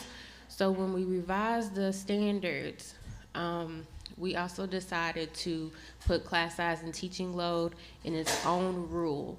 So the schools that previously had all the components for class size and teaching load waiver, once those rules became effective on October 29th, they need those rules to complete that package which they previously had. So I'm requesting that on behalf of 2 charters that have communicated to me that they do need a waiver of those rules. So I just explained all of that to you as one, but I think you should vote on them separately. Do you have any questions? Just how to make the motion. Do we make it for each one of these, like each one for under section 5, under action item 5? I think you can do one motion for 5 and then one motion for 6. Okay. So to approve or deny the requested changes. On number 6, if you could do it individually, I think, since we just have 2. And I did want to just add to what she said. Typically, when we pass a new rule or there's an amendment to a law, we wouldn't do them as a group. This is kind of a special situation because it was in the standards, and we've been doing this entire standards mapping over process that was necessitated by the change in the standards. And so even though the class size rule is an independent rule and it's new, it came out of the standards, so we're going to do them together like that. But since we just have 2 schools, if you could do number 6 in 2 different motions, that would be my preference. Okay. So 5 in one motion and 6 in one motion is what I'm hearing. 5 in one motion and then 6 in 2 motions. 6 so in 2 3 motions. motions. Okay, Okay. well, we'll do these. Want to take on this one first, Dr. Hernandez, before I get started? Or? No. Go for it. Okay, we're on action item number 5. I move that we approve the transition and waivers from the previous standards of accreditation, ADE standards for accreditation, ESTEM amendment request form, and the KIP Delta amendment request form. All of these are on action item 5. Second. Okay, we have a motion and a second. All those in, any discussion? All those in favor say aye. Aye. Any opposed? Motion carries. Okay, now we're ready for item 6. I believe is ESTEM first. Okay. I move that we approve let me stop here just for a second. So how am I pairing these? ESTEM is a separate motion, and then the class size and the KIP Delta are one motion? Yeah, so approve the waiver of class size and teaching load rules for ESTEM, and then in a separate motion approve the waiver for KIP, the waiver of class size and teaching rules, class size and teaching load for KIP. Okay. I'm seeing 3 items under the action item number 6. Right, so the one is just the actual rules that we're waiving. So she's saying a motion to waive class size and teaching load rules for ESTEM, and then the same for KIP. Okay, got it. I move that we approve the amendment to the waivers for the class size and teaching load rules for ESTEM amendment request form. Okay, we have a motion and a second. Any discussion? All those in favor say aye. Aye. Any opposed? Motion carries. Okay. I move that we approve the waiver for standards of accreditation for class size and teaching load rules for KIP Delta amendment request form. Okay, we have a motion and a second. Any discussion? Not seeing any. All those in favor say aye. Aye. Any opposed? Motion passes. Thank you very much. Okay. Mr. Ballard, I see the next item on the agenda is open enrollment charter amendment for KIP Delta Public Schools. Reginald Ballard, Arkansas Department of Education. On March 11, 2002, the State Board of Education approved the application for KIP Delta Public Schools. The charter is approved to serve students in grades K through 12 with a maximum enrollment of 2,600. Representatives from KIP Delta Public Schools are appearing before the charter authorizing panel to request amendment on their current charter.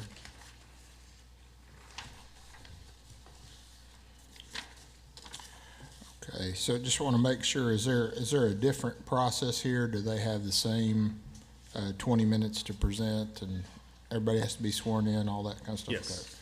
Okay. All right. So those speaking for or in opposition to the amendment request, would you please stand and raise your right hand? Okay. Do you affirm that the testimony you're about to give will be the truth, the whole truth, and nothing but the truth? Yes, sir. All right. Thank you. You are recognized to start your presentation.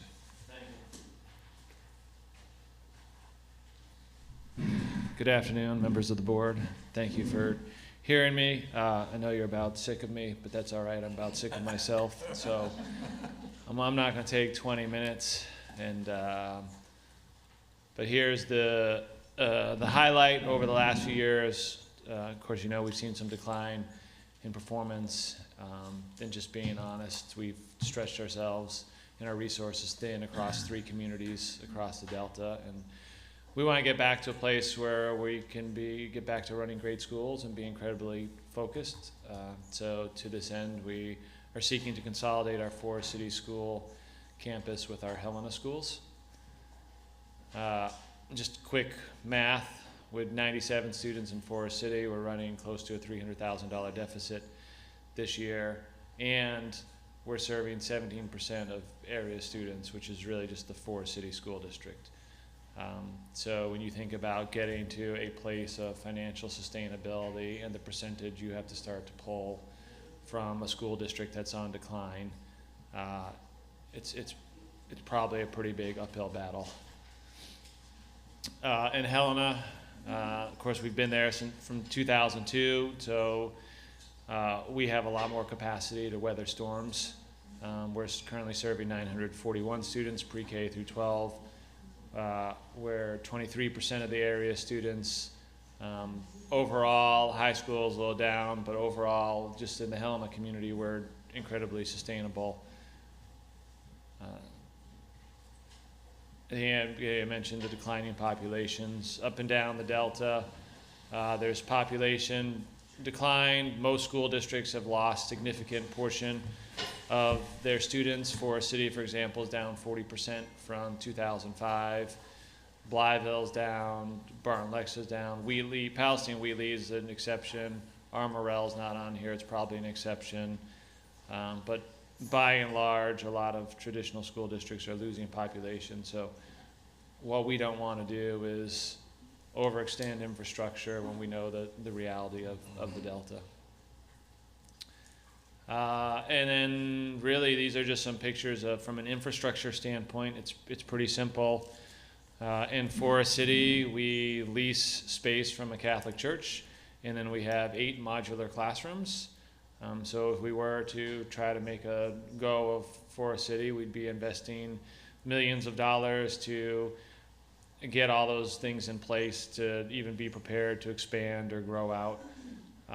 And again, that doesn't seem responsible when we only have 97 students. Meanwhile, in Helena, we have a new $6 million renovated campus that's got 500 kids on it, pre-K through 5. We've got our existing team and family. This is our middle school campus. our high school. We have labs at our high school. We've got a full gymnasium, you can see, and these are just, we just don't have that in Forest City. And then with transportation, the nice part about this consolidation is Forest City's a little less than 50 miles from Helena. Right now, we currently have over 50 students from Forest City who transport to come to our Helena schools on a daily basis. Transportation is something we've become good at, and so we're actually not leaving any families without a choice, which I think is incredibly important. They may not all choose to take the longer bus ride, but they do have a choice. And so we will continue to serve the Forest City community, just albeit with a little longer bus ride. But again, we think the better access to facility, the more infrastructure, just being smart about our leadership is tantamount. And then leaders, I have really competent leadership in, hello, I didn't see you when you first walked in. In Helena, we have really competent leadership. Our central office is based there, so we have a little better oversight. And we've had some challenges in Forest City, just to be transparent. So that's it. Those are all the reasons.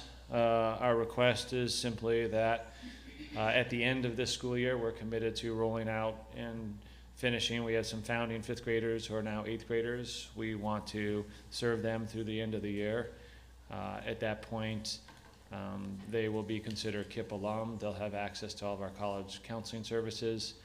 And then we'll give them a choice to come to our high school or find a different path. Same thing with the 5th through 7th graders. And we want to do this the right way. We've notified staff of our intent. They are aware of the process, but we want to do this in a way that gave people a 7-month timeline opposed to a 1-month timeline, and just try to do the consolidation properly. Anytime you're closing a campus, it's difficult because it impacts lives, but we're trying to do this the right way for the right reasons and get back to being focused and running good schools. So with that, I'm happy to entertain any questions. Okay, anybody here to speak in opposition? Nope, okay. You have additional 5 minutes if there's anything else you want to cover. Nope, good. All right, we'll turn to questions. Dr. Kramers? Is there a distinction between consolidation and closing? Is it the campus is closing or it's? We are closing the campus, and we are hoping that we will be able to consolidate the resources. So I think that's where there might be a technical difference. We want to do our best to keep staff, families, resources within the KIPP Delta team and family, opposed to just a total exposure. And the debt consolidates as well? Yes. I mean, at the end of this year, it's really an operating cash issue. At the end of this year, the modular, where we have debt in Forest City, we're leasing from a church, and our modulars will be paid off at the end of this year, so we won't actually be carrying forward any Forest City debt. I think it may help to clarify too, this isn't, and somebody may have to help me with this from the charter office, this isn't a standalone charter application by itself. It's basically a license off of your main charter. Is that right? accurate? We get into technical, but it's not we are all under one board, right. One charter, Blytheville and Forest City. We're either license or amendments. Right. So it's a little bit different than some of the others. So that's why it's probably it's an amendment as opposed to, that's right. Yeah, that's good. Well, I just have a question and a comment. The question, I think you clarified, but all students will have the option to be transported to the school in Helena. Yes, sir. Okay. And my comment is I just like the idea of having a plan before Forest City reaches a point where we would have to take action. So looking at what we looked at earlier today. So I'm good. Mr. Rogers? Ms. Newton? Okay. Mr. Wilson, any questions? Okay. So, I don't think I have any other questions or any other questions by the panel members. Okay. So you've heard the presentation and the questions and answers, and so with that, I will entertain a motion. I have a motion. I move to approve the amendment of KIPP Delta to close their school in Forest City and move the student population to Helena. Second. Okay, we have a motion and a second. Any discussion? Not seeing any, I'll take a vote. All those in favor say aye. Aye. Any opposed? Motion passes. Thank you you. all. We'll get back to work. Yep. Mr. Ballard, do we need to fill out the little sheet on this? Okay, so, Ms. Shire, if you would hang on a second, we've got to give you some reasons why we voted this way, so. So which sheet is this one? It says, KIPP Delta. Kim Delta School Amendment Request. Okay.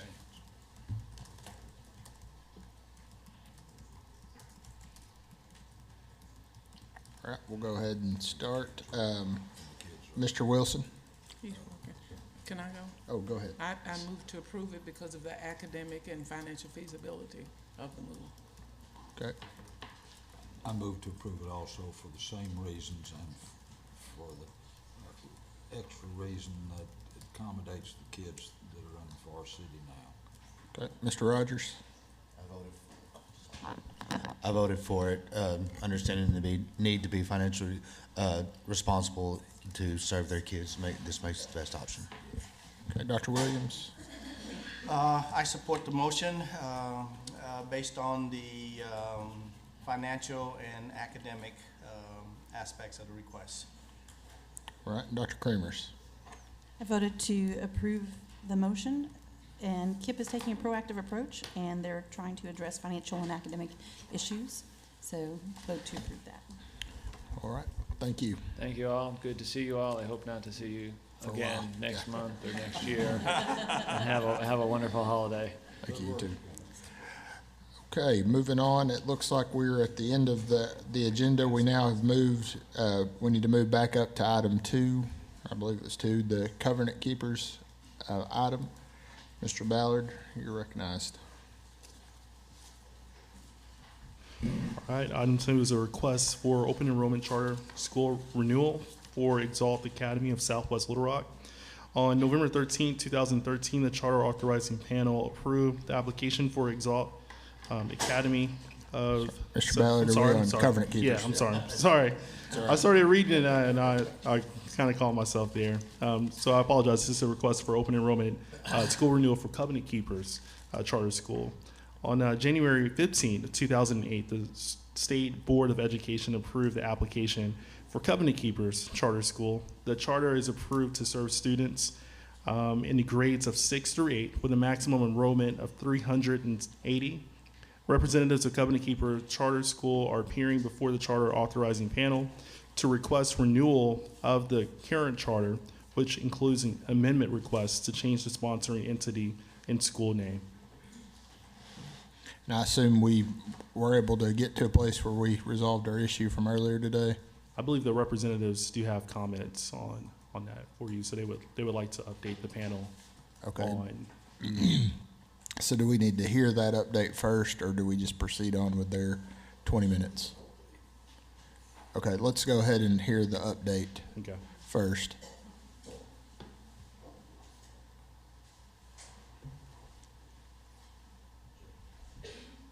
Yes. Oh, sorry, apologize. Yes, we do need to swear those in. Those speaking on behalf of the charter or in opposition to the charter, all parties please stand and be sworn in. Raise your right hand. Okay, do you affirm that the testimony you're about to give will be the truth, the whole truth, and nothing but the truth? Yes. Thank you. All right, we'll proceed. Wasn't understanding Miss Mary Claire's hand signals back there.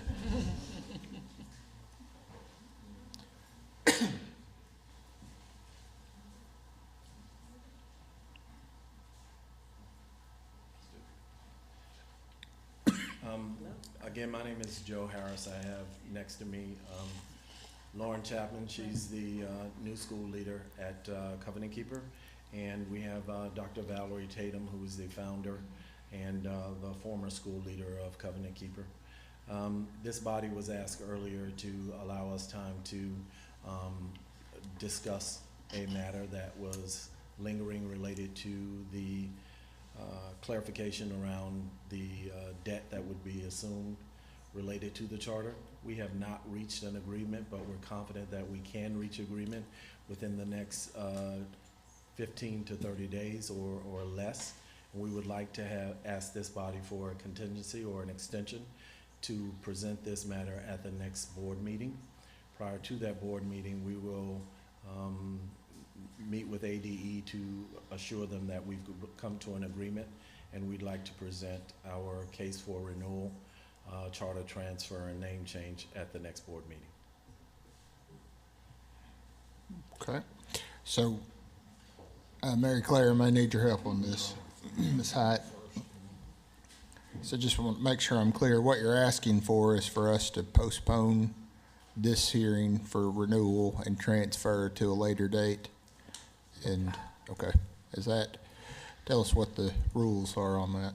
Mary Claire Hyatt, Arkansas Department of Education. So Charter School Rule number 6.23.7 says that the authorizer may defer the vote to approve or disapprove a charter application renewal or request in order to allow a public charter school or applicant to make modifications or receive technical assistance to correct deficiencies in the application, renewal, or request.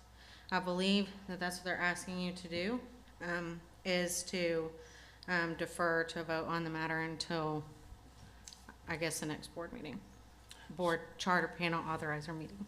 So do we have to hear the presentations and all that before we defer a vote, or can we just do that? So the way that it is written in the procedure is it does go through the 20 minutes, 5 minutes for rebuttal, and then following the presentation, the questions.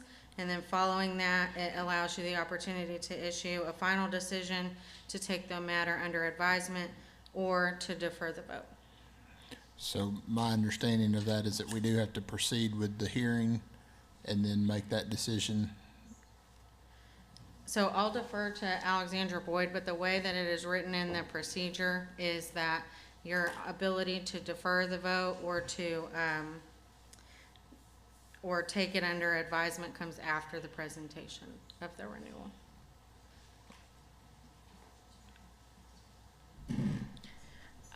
So the way I understand it is that the hearing procedures do need to be followed, but just as your previous item you heard, the charter decided not to avail the full 20 minutes of the process for the hearing procedure. So the way I understand this, I think we're obligated to give them the option to adhere to the hearing procedures, but perhaps they could forfeit that time and discussion if you were to in hopes that you would decide to table any decision on this until January. I don't know if that was helpful or harmful. I think it was. I think just a question before we proceed with the panel is, you know, I know in granting them a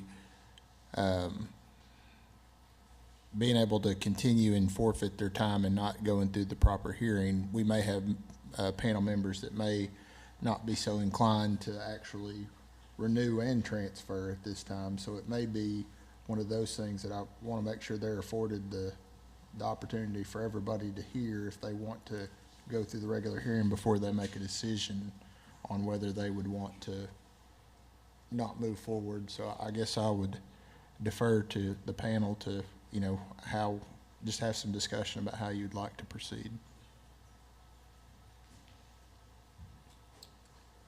I think I would like, to, I know time is important, but at the same time, I don't know whether some questions could be answered today that justify this move, or if we can be given, certainly not necessarily the 20 minutes, but given overarching, hear an overarching conversation about why the request is being made and the strong points, because it may, at the end of the day or another day, it might determine that, that it didn't happen for a variety of reasons. That couldn't, the considerations. The obstacle is the debt, and the considerations that are under, or the facts that are under consideration. And that may or may not make a difference to anyone else, but it may impact the charter at a later date in their ability to move forward if they were granted a renewal or not to take care of business. And I don't know what the timetable is there. Ms. Alexander could tell us whether or not delaying this would put them into another situation as relates to, time. Right, so thinking about the timeline, so if you hear this, if you table it and hear it in January, it'll go before the state board in February to decide to review or not review. If they decide to review, then that review would happen in March. Which is close to the timeline for when most of the lotteries are held, are in March. So if this charter was not renewed and the students and families needed to seek other places to attend, what I'm saying is I think hearing it in January is cutting it close. I don't think that, but I think it could be okay that families could still enter lotteries in March. I think anytime past January, we would get into trouble of, if this charter was not renewed, putting those families in a place where they may not have signed up for lotteries or knew that they needed to seek other opportunities before then. So that's one thing to keep in mind. Another thing to keep in mind is I think that the discussion that the two entities need to have and hash out could determine the nature of the presentation and the request. So that's something for you to keep in mind as well.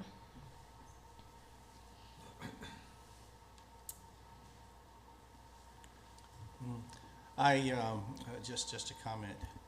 I think we need to probably get an overview to understand how we got to this point, and what are the expectations moving forward, that if you all work this agreement out, what are we looking at? If by chance the agreement is not worked out, then what are we looking at as a board? So to understand how we got to understand where we are at this point.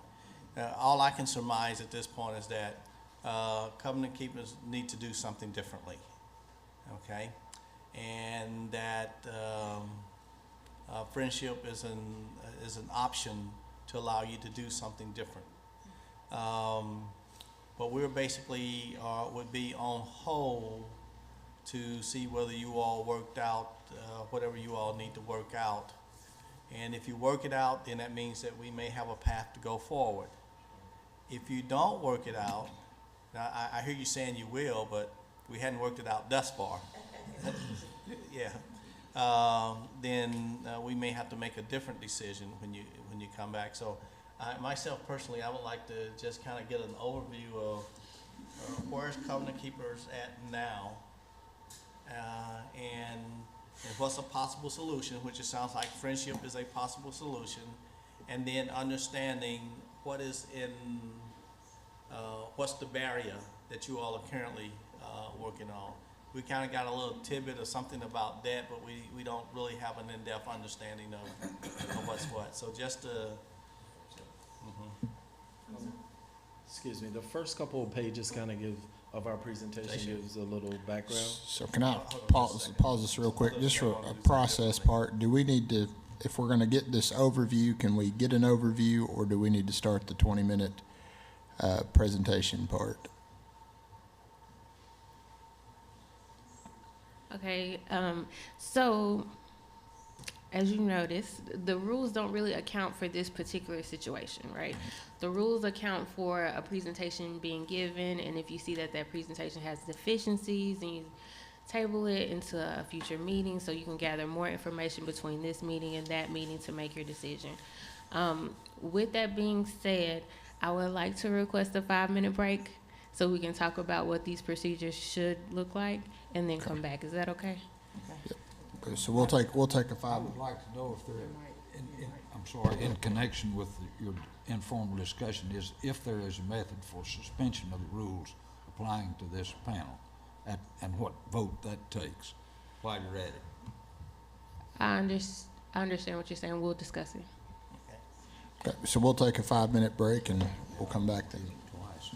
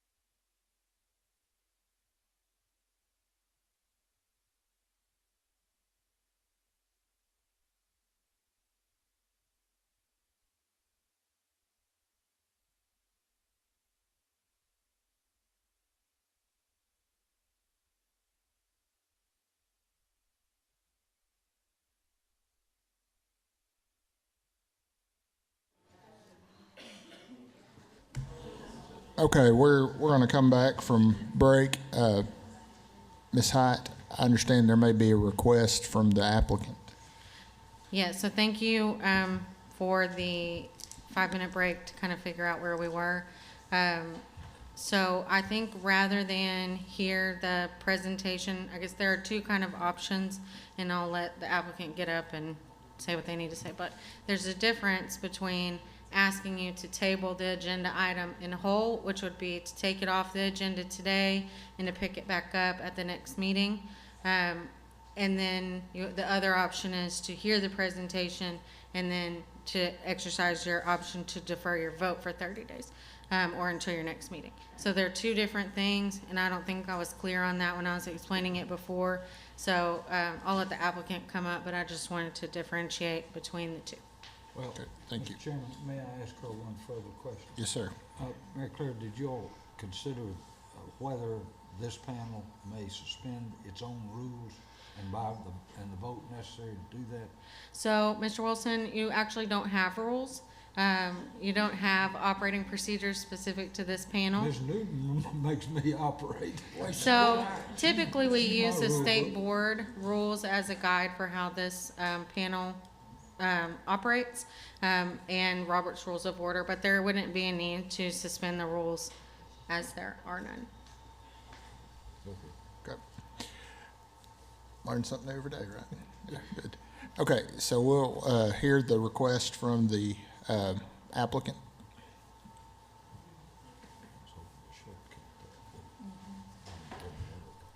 Mr. Chair, members of the panel, Scott Smith with APSRC. We've been trying to provide some assistance to them as they looked at this issue. What the parties would like to do, and they're in agreement with, is you do have control of your agenda.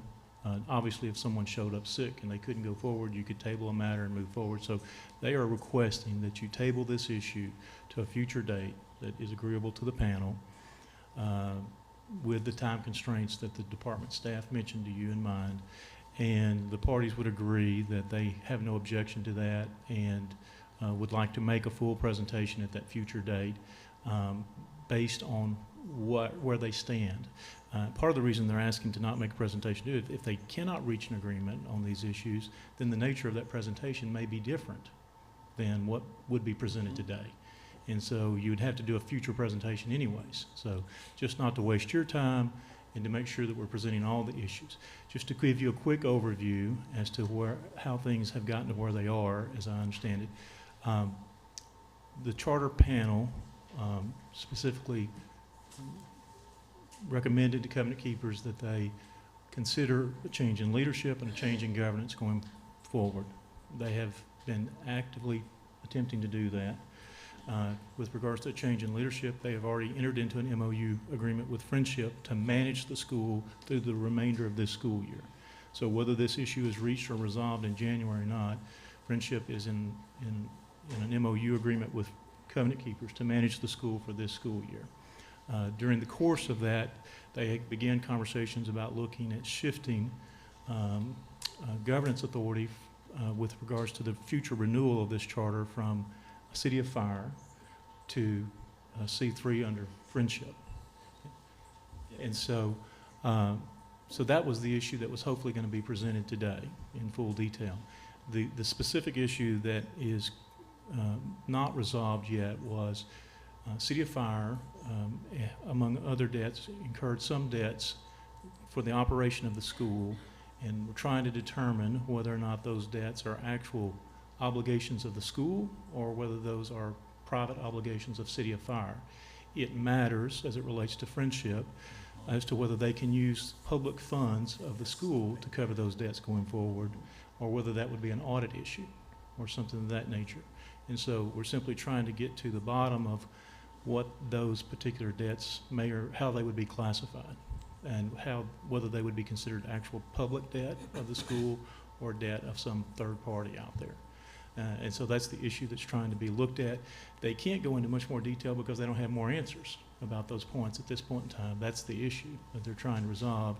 And hopefully before the January meeting or whenever you set this, they will have either resolved that issue and be able to show their willingness to move forward with the transfer, or clearly communicate to the department that they cannot resolve the issue, and then the nature of that hearing would turn a different direction, either covenant keepers moving forward for renewal or whatever else would be appropriate before this panel. So that's the nature of the request. All right, thank you. Just a question for Mr. Ballard. Is the next meeting is in January, so is that, do we have a meeting scheduled for that? I just want to make sure if we do make a motion to table that we're specific about when we would bring that back. And is that sufficient time to make sure everybody has proper notification?